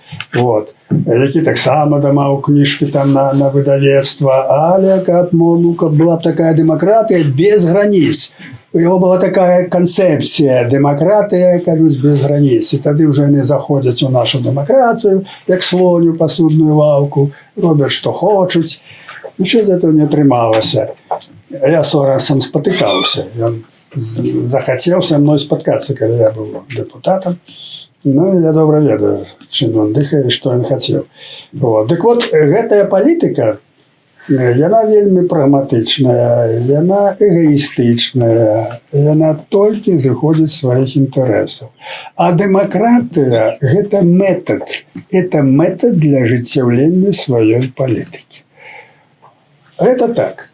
І вось гэтым метадам карыстаўся і Ганс Вік, які зусім другую задачу ставіў, і грошы на гэта былі адпушчаны. І всякая там Ута Цапф, і такі быў Гельмут Фрік у нас быў у тым самым. Мы таксама яго вытруілі, сапраўды пісалі. Ён уже выступіў у Курапатах, што беларусы самыя вінаватыя, што расстрэльвалі ў Курапатах. Як толькі яго там морду не набілі. Ну, это просто жахліва такія рэчы. Говорить, Валера, можа, ты прысутнічаў тады, калі на это казаў. Это 2003 год. Вот. Дык вот, гэтая палітыка, яна застаецца. І цяпер Еўропа, яна не адмовілася ад сваёй думкі, што танны газ і танная нафта, калі Расія стабілізуецца, калі тут нейкі будзе мір, яны ізноў будуць з Расіяй кантактаваць і атрымліваць гэтую нафту. Беларусь тут ім не патрэбная. Яна не патрэбна, тут лішняя, тут яшчэ праблемы могуць нейкія быць. Таму яны не разглядаюць Беларусь як дзяржава, якая павінна быць у гэтай канцэпцыі. Вот это важно. Больш таго, на сённяшні дзень вайна на Украіне, санкцыі, так? Але рознымі акольнымі шляхамі Еўропа, у тым ліку і Нямецчына, і Францыя, і другія краіны атрымліваюць з Расіі нафту і газ акольным шляхам на 60 мільярдаў даляраў. Тое, што даюць Украіне, вот праз дамоўленасць з Трампам, все 30 мільярдаў даляраў. Значыць, яны выступаюць супраць вайны, там Макрон, все, а фактычна яны ўзброіваюць Пуціна. Вы ж даеце, вы ж купляеце іх, вы шукаеце дыверсіфікацыю, другія магчымасці. З Амерыкі можна атрымліваць, і ўсё, не. Вот такая рэч. Таму Еўропа – гэта, як кажуць, асобная палітыка, але мы яе добра ведаем. І ўся гісторыя на сённяшні дзень, яна нам варожая, эта палітыка. Нягледзячы на нейкія ёсць розныя арганізацыі, ёсць розныя людзі, конечно, яны там супраць дыктатара Лукашэнкі, это все праўда, вот. Але справа ж не Лукашэнку, справа ў Пуціне, бо пакуль існуе Пуцін, будзе існаваць гэты рэжым, вот. А з Пуцінам у іх зусім другія адносіны, хаця да, это вот такі, ну тым не менш гандлююць. Разумееце, это вельмі такая, недобрая двойная палітыка. Ну і ў гэтым кантэксце трэба яшчэ зразумець, Вік стварыў апазіцыю сваю. Фронт быў разбураны, і туды пайшла прамаскоўская партыя АГП, это Лябэцкі там, это Мелікевіч, усе, вот этыя людзі. Яны і ў Маскве атрымлівалі, і тут, і яны фінансавалі іх, Еўропа. Яны не імкнуліся да ўлады, яны гралі роль апазіцыі толькі. Яны не імкнуліся, канцэпцыі не было. Вот. І Еўропа іх фінансавала. Давала вялікія грошы, правильно, потым які мяняліся лідары, все, таму што ім трэба было вот гэтую вот трымаць, змяніць Лукашэнку, скажем, вот, і увогуле ім не патрэбна вольная была Беларусь. Што цяпер атрымліваецца? А цяпер атрымліваецца тое самае. Вы толькі падумайце, яны ж цудоўна ведаюць, што Светлана ніякі не прэзідэнт была. Ніхто яе не выбраў, няма дакументаў. Это нічым не пацверджана юрыдычна. Это просто фікцыя, якую вы ўзялі на палітычнае ўзбраенне, таму што яна вам выгадна. І вы плаціце грошы. Так? Вы цудоўна разумееце, што ніякага капітала палітычна, нічога за гэтым няма, ніякой сілы. І тым не менш возіце ўсюды, яна сапраўды, знаюць, вот Беларусь, вот это все. Вы даеце гэтыя копейкі, бо это 30 мільёнаў для Еўропы копейкі. Вот, даеце гэтыя копейкі для чаго? Санкцыі. Вот самое галоўнае, і гэтая вот група, яна падтрымлівае санкцыі, санкцыі, санкцыі. Што такое санкцыі? Ні адзін диктатор не звалился от санкций. Им наплевать на санкции. Ни Фиделю Кастро это выключается. Нават у большевики, когда голод, людей ели. И все было. Тому диктаторы это хоть бы что. Нават когда будет народ полностью. Потом поглядите, на что это, чему это сприяло. Экономика пошла в Россию. Границы закрыли. Тягники не ходят, автобусы не ходят, Бевалия не ходят. Так? Что, для кого вы зрабілі? Для Лукашэнкі? Людям трэба, і палякам дрэнна, таму што гандаль жа быў прыгранічны. Цяпер глядзіце, што адбываецца. Ага, высветлілася, што у 2020 годзе было 27% за Россию, а цяпер 44%. Большыня за Россию. А хто вінаваты? Россия? Люди же убачили, так слухайте, так у эту мы не заедем, яны нам ничего не дают, они закрыли мяжу, яны закрыли, куда идти, в Россию? Тому вот гэтая политика, это не путинская политика, что там пошли все, вот это европейская политика. И хоть кол на голове чаши, санкции все, санкции, там тысячи, нават десятки тысяч позиций. У интернете есть, можете почитать, что такое санкционные продукты. Нават туалетная папера, лекарства, все, это все санкционные продукты. Да, вот во Франции белорусские. Разумеете, что это такое? Это подрыв державы. Это до чего-то привело, что санкции это народ, как кажут, не может никуда и пойти. И люди в Россию, экономика пошла в Россию, подтримливая фактично Путина, а куда им деваться? Так? И фактично падает держава. Потому что не развивается ни интеллект, ни мастацтво, все ж знищено. Так? И мы, как нация, по параўнанню того, як вот, скажем, еще 5 годов было, вот, мы шмат стратили интеллектуальный уровень, мы стратили тысячи лекарей, и они выехали. Так? Нема кому троллейбусы водить, послухайте. В Бангладеш этих самых из Азии хочет притянуть этих самых рабочих, а своих выгоняют. Идет вынищение нации. И Европа, что она ничего не разумеет, она все разумеет. Вот, тому гэтая политика, она шкодная. для нашего народа, для нашей нации, она антинацыянальная, а прикрывается супраць диктатуры. Прикрывается тем, а супраць Лукашенко. Ну да и что вы супраць Лукашенко? А Лукашенко вас нават не слухає. Потому что пока есть Путин, до этого часу будет Лукашенко. Что элементарные речи. Вот. Далее, ваше питання в працях. Что робить? Что дотычыць мяне, я с 21 года кажу, выступаю и пишу, что треба отменить экономичные санкции. Это зло для нашего народа. И это ничего не дае супраць диктатуры. Лукашенко як был, так и есть. Треба спынить, треба открыть межи, каб люди контактовали, каб люди ехали цягнікамі, каб люди гандлявали. Треба беларускае грамадства уцягивать у еўрапейскія адносіны. Вот тады будзе, калі вы тады яны будуць супраць рэжыма. А не ўпіхаць у Россию. Ну, гэта ж 100 раз сказано, яны гэта не робяць. Яны это не робяць. Потому что парадыгма тая, вот, что выкарыстаць, як некалі бальшавікі выкарыстоўвалі вайну, выкарыстаць эту вайну, каб Беларусь увогуле абсадзіць, што яна ўжо нічога не будзе значыць, і трымаецца вот такая група. Недавно я слухаю, что они говорят, бо яны говорят не свои слова, они говорят чужие слова.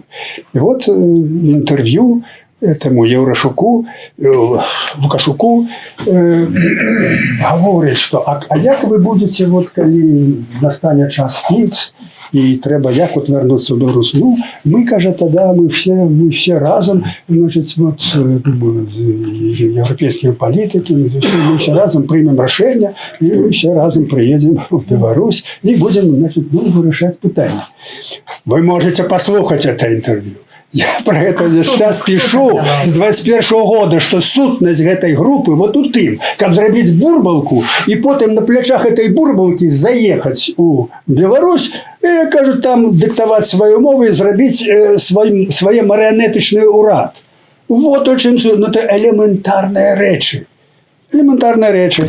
И тому это все трымается. Это робить выглядит, что это там лидерка, там, ну, теперь уже все, уже не кажут, что она там президентка. Вот. Але гэта политика различна только на это. И яны про гэта сами кажут, они не разумеют, что гэта казать не важно, калі б яны были политики, они просто повторяют чужие думки. Потому что у них нема концепции улады, ничего. Это НДА, это самое, ну, грантовая организация. Там нема політичної концепції, політичного думання, політичного мислення. Там этого нема. Там нема структури.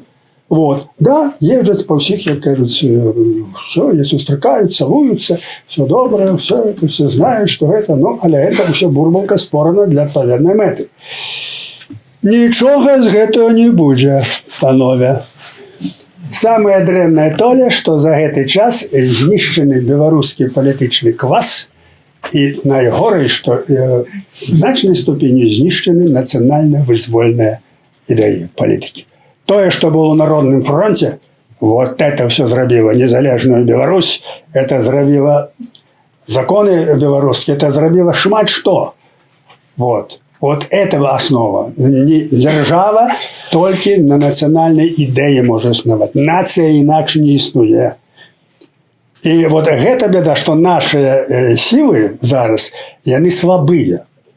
Але, кажу, что ничего не атрымаецца, бо я ўсё не буду говорить, але давно яшчэ национальный секретариат, ёсць пэўныя люди. Як только будет час X, там будут другие люди. Хай они не спадзяюцца, что они приедут с этим самым Заховой и с этими европейскими политиками и будут нам там это самое лапшу на уши вешать, якую нам демократию там робить.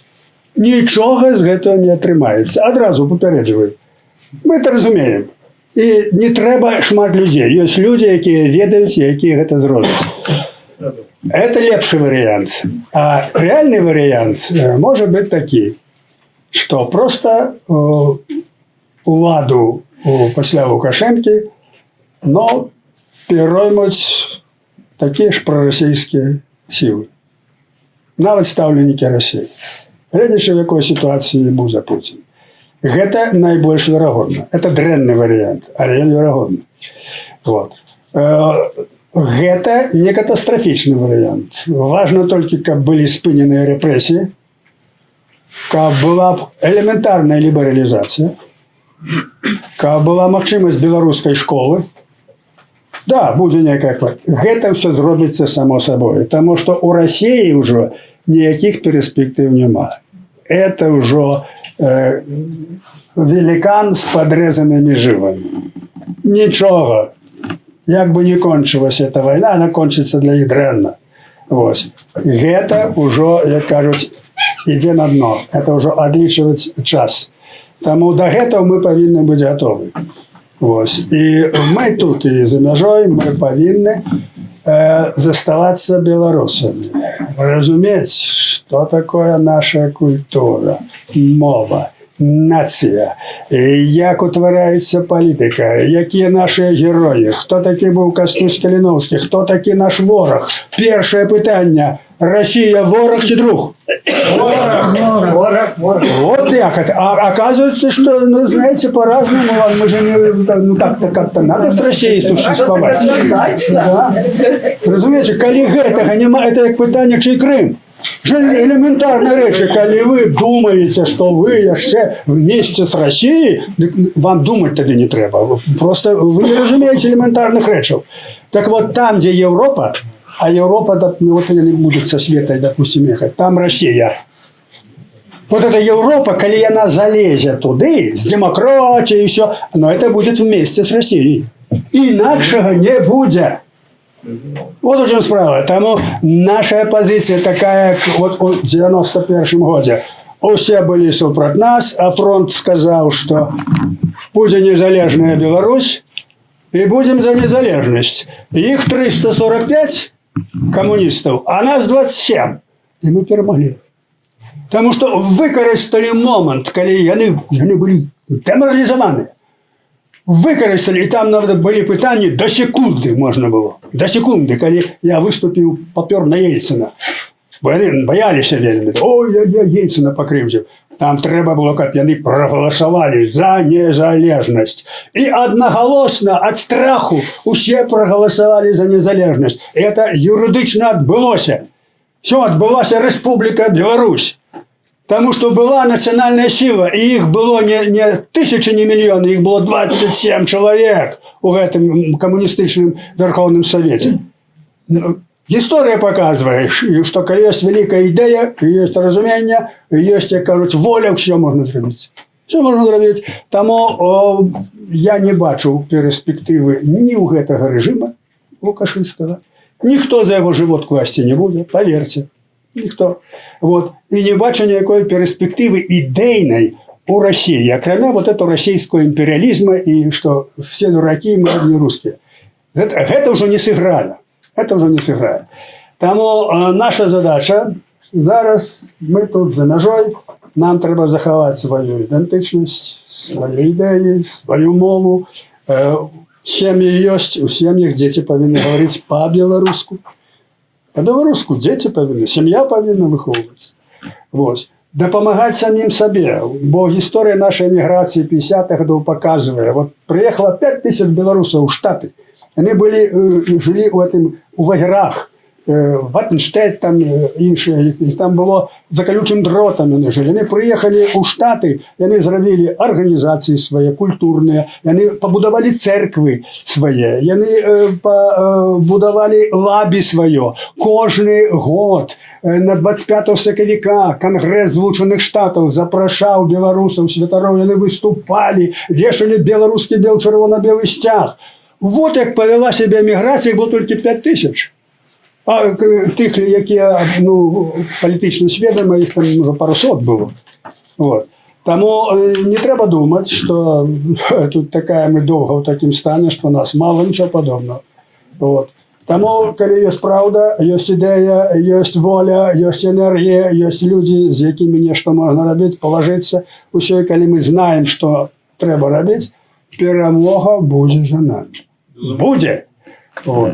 І все рушилося, коли прийшов Трамп.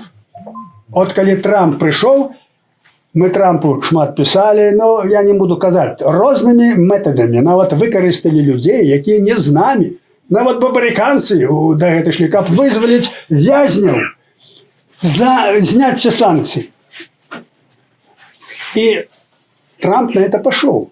Потому что, помните, и Помпео, у них была такая политика. И политика такая, как Беларусь неким чином оттягивать. Это разумная политика. Тем больше мы пропоновали и инвестиции. У калийной они приняли калийные соли 3 месяца тому Америка, что они стратегичный является ресурс. Это вельми важно. Это значит, что они могут укласти инвестиции у белорусскую калійную вытворчасць. При якой мове вони можуть укласти, тоді, коли не буде репресій. Повстання обов'язково. Вот питання визволення в'язнів поставлено було, так? Америка на це пішла, і, як кажуть, ну, як роблять, це друга справа, але вони на це пішли. Другим питанням, коли пойдуть інвестиції, так? Коли це буде серйозно, і коли, ну, тут же ще справа у тим, як себе поведе Лукашенко, коли його хопить розуму, вот, то репресії так само будуть спинені. На конт в'язнів, тут же є в'язні, так? Есть. Один, все є. Значить, питання стояло так. Що саме головне чоловіку? Свобода і життя. Свобода і життя. Бо колькі людей померло і хороших, Яшурак, і Климович, і Пушкін, Олесь. І потім над многими здекувалися. Тому питання таке, що саме головне треба визволити. Що поставив режим американцям? Що ми визволимо, але забирайте їх собі. Що робити? Американці погодилися. Але це грубе порушення міжнародного права, це депортація людей, ну, без їх згоди, відбір документів, все. Це жудасна ситуація. І тим не менш, ну от дилема. Або люди будуть там мучитися, або їм свобода, і ну не як тут, як кажуть, люди стануть на ноги. Я думаю, це варіант тяжкий, але він лепший. Свобода і магчимості, кажуть, ну як стати на ноги, вони є. Тяжкі, але є. От. І потім життя заховується, і це варіант лепший. То, що покуль не можна вернутися, ну це часово. Тому що ми повинні ведати одно. Народ вічний, а режим часовий. Тому треба завжди стояти на народних позиціях, на нашій національній ідеї, на наших коштовностях, щоб не стало, бо це вічне, це наша основа. А Лукашенко, він завтра може не бути. Він вже, бачите, до Бога кинувся, що тут вже його з мозгами там почалося. Да, він сказав, що я помолився і снігу Бог дав. Вот, тому гэта я хочу, каб ну просто ви оптимістично на це глядели, бо тяжко. Ну вот я ж ведаю, многие опинулися тут, Боже ти мой, і мови не ведають, і то, і все, це тяжко. Я про все це пройшов зі своєю жінкою, ми були в Штатах, це жудосно. Не буду описувати, це жудосно. Вот, але це можна витерпіти. Це можна, це свобода. От за цей час, як би тяжко не було, я видав за межою 40 книг. І эту видав. От. У турмі, ну, мог би написати, але при виході все заберуть, як у северинці. З Советским Союзом ми ще будемо кілька поколінь ікати. Так що нічого дивного в этом нема. Вот, потому что у чым беда вот этой диктатуры Лукашенки? Беда, когда он был 10 годов, а он уже 35. В 2 поколения выросли. Вот это вельми небезпечно. Когда долго диктатура, ствараються такие социальные умовы, что вырастают люди, у яких змешанные коштовности. Вот это мы маем теперь такое. Вот, тому гэтыя люди, вот приехали, как вы кажете, яны боятся брать на себе обказанность. Але калі ў 90-х годах вот гэтыя савецкія людзі утварылася Рэспубліка Беларусь. Адразу ж у першы год в Менску 70% беларускія школы. Все пошли в эти школы. Тэлебачанне стало по-беларуску все. Вы нават, можа, не памятаеце, як малады. Тэлебачанне, калі бяруць інтэрв'ю журналіст, так, інтэрв'ю по-русски адказвае, тут же ідзе пераклад. Тут же перакладвалі по-беларуску. Не тому, что беларусы разумеюць рускую мову, але это давало магчымасць вучыцца. Вот. Буралки ходили. И вот никаких проблем не было. Все люди, все спокойно, все пошло спокойно. Потому что все идет, треба, республика створена, начальство есть, вот все Беларусь, все так робят, все, мы пошли, никакой отказности на себе человек не берет. Он идет по течению.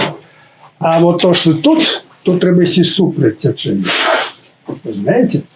И вот боязнь взять на себя такую отказность, он приводит до того, что мало людей на гэта ідзе. Але не трэба баяцца. Не трэба. Эміграцыя заўсёды такая. Калі эміграцыя пабыла доўгі час, не толькі мы беларусы, шмат якія назад ужо не вяртаюцца. Людзі абрастаюць работай, сям'ёй, усё, і ўжо назад вяртацца, пачынаць усё спачатку. Таму, калі мы прабылі год-два, это нічого. Но калі мы ўжо прабылі 5 гадоў і ўжо ўраслі, большая папалова не вернецца. Але трэба, каб гэтыя людзі, які асталіся, работу асветніцкую трэба праводзіць. Безумоўна. І літаратуру, і ўсё. Ёсць такія магчымасці. Не адчайвайцеся, паслухайце, што адбываецца зараз. Знішчылі ў Беларусі, ўсё. І позакрывалі часопісы, выдавецтвы, і ўсе арганізацыі, і ўсе партыі, і лекараў разагналі. Ўсё позакрывалі. І тым не менш, тираж белорусских книг, хотя выдают там некие книжки, а тираж вырос у 2 разы. Читать почали белорусские книги. До мовы імкнення павялічылася, некалькі разоў. Чему идут такие процессы? Потому что, по-першае, люди, конечно, читают там интернет, все, але яны бачат, что тая социальная система, у якой яны живут, и та идеология, якую этот человек там говорит, она просто дурная. Яны ідзе непрыняцце гэтай сістэмы. А якая может быть альтернатива? Свое. Я помню, молодь наша, давно уже, может, еще в 90-х годах, говорила, что не хочет яны говорить по-русски, чтобы быть подобными на Лукашенко. Говорю, на вот такое, что, так же там было, а чего вы там? Люди не хотят. На вот такое было. Тому нічога не выйдзе, калі ёсць жывы народ, калі ёсць гісторыя, ёсць адносіны, ёсць сям'я, яны жывуць, яны самі, яны маўчаць, яны нічого не кажуць. Я заўсёды пытаю, як прыязджаю, як у тралейбусе людзі гавораць, маўчаць, мёртвая цішына. Гэта добра. Маўчаць, таму што не трэба зараз. Але працэс унутры, ён ідзе. І вот паслухайце, калі, скажем, сапраўды будзе, калі мы здолеем зрабіць альтэрнатыў, и когда, скажем, сапраўды это обвалится так, что, я кажу, Россия не допоможет, уся Беларусь успрыме это все. И тут же будет белорусская школа, и не будет никаких проблем. И все эти казаки, все эти самые матушки, Гаврилиады там, все они зникнут. Потому что все это агентура. Все, под ними ничего немає, они сами замолчать. Яны самі, поверьте, мы это уже проходили в 90-х. Який був супротив, коли ще був Советский Союз. А что я фашист, я буду расстреливать, то надо его, як усе было. И раптом бамс, Республика Беларусь. И вот они приходят до меня на депутатский прием, вот так вот, приходят, и с порога кажут, я уже не раз про это сказал, что здравствуйте, Зиновий Станиславович, я еще не совсем хорошо размовляю по-белорусски, но детей я уже дал в белорусскую школу. Потому что, как же, есть республика, надо же, чтобы не знали. Это Россия говорит. Тому не робіться з їх, вот то, что зараз агрессивно, некое там Бондарева пишет все это, будет говорить по-белорусски, это Бондарева, и будем мовчать. А коли не будем, дадим махчимость поехать в Россию. Она не поедет в Россию. Тільки наш білоруську філологію вивчає. Тому що там тому не робіться вот з того, що утворилося, що гэта не есть ідейная сила. Это не идеология. То, что они подтримали там Лукашенко, там и все там это не, как только это валится, все пропадает. Бог это идеология, это вот национальная, альбо, скажем, ну партийная, там коммунисты мають идеологию, ну это маргинализм зараз. Это все пропало. Вот на этом моц.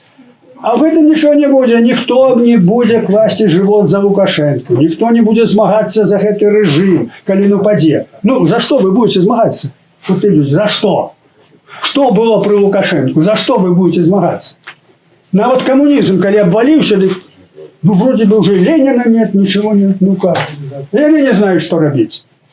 Тому реально давайте оценивать. Народ не дурный. Народ оценивает все, кажуть, по-своему, прагматично, и он не будет класть живот за чужие авантуры. І тому то, що наш народ есть, то, что он молчит, то, что он працує, як только изменяются обставины, это наш народ. И хочу еще одно сказать. Я не подтримливаю не то, что ненависти, обличения людей, там, я батьки там, за Лукашенко и так далее. Это наши люди, послухайте.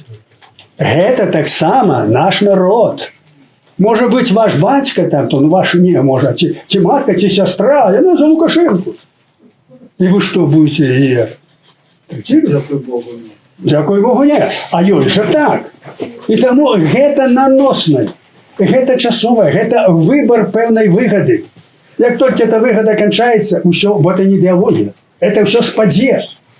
А люди это наши белорусы. С белоруса будет белорус, а с таракана будет таракан. Ён одно распавядае на публіку, а другое, калі ён спотыкаецца з амерыканскай дыпламатыяй. Мы не ведаем, і я трошки так разумею амерыканскую палітыку. Ось, і думаю, што зараз такая ситуация, что тихенько дотиснуть Лукашенко. Товарищ Мадуро уже сегодня под судом, вот учора. Вот. Есть еще кандидаты. И вельми правильно Трамп робить. И уважать его будут, потому что это деяние реальное. Вот. И правильное, юридично абсолютно правильное. Что там не чирикайте, это война. Это миллионы людей, кажуть, травили этим фентанолом, усім этом. Все неправильно робить. Вот. Тому з Лукашенком, тільки, як кажуть, Америка протягувала эту політику. Я думаю, буде це протягуватися. Нам це треба, тому що хто в Білорусі командує? Росія і Китай. Яка наша перспектива з Росією і з Китаєм? Треба ще одну силу демократичну, щоб там була Америка. Одразу зникає ситуація, розумієте? Лукашенко, як тільки Путін звалиться, пам'ятаєте це відео? Ви посмотрите на эту скотину. Вот так вот буде з товаришем Путіним. Тому тут ніякого сумніву. Але ситуація, ми вже говорили, йде така, що вона йде на користь, поки що, це йде на користь нашої нації.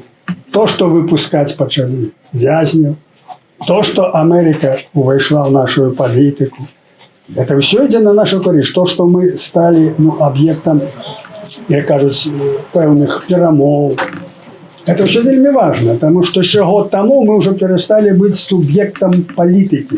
Это вельми небезпечная з'ява. Коли просто нема Беларуси. И тогда на неких мирных переговорах это может быть как разменная монета, что теперь за год, когда пришел Трамп, это наш уровень, державный, он значно повеличился. Он значно. И тому то, что идея, идея до того, что этот порядок, эта война скончится, эта диктатура скончится. Для этого треба иметь национальную силу, организации иметь. Нет розуміння, що ми повинні вернутися, яка частка нас у білорусів, допомогти. Усе це треба тепер розуміти. І це у нас є поки що, не в великій кількості, але є. Таму гадаць няма ніякого сэнсу. Як што будзе, мы гэта не ведаем. І гэта нічога кардынального тут не адбываецца. Абсолютно. Это адбываецца звычайная, як кажуць, палітыка. Так, як і у той самой у заходнім свеце, у заходняй Амерыцы. Трамп паслядоўна выконвае эту дактрыну Монро, у яго атрымліваецца, все ідзе добра. Вот. І я бачу, што рухаецца ў добрым накірунку. Це не церпіння.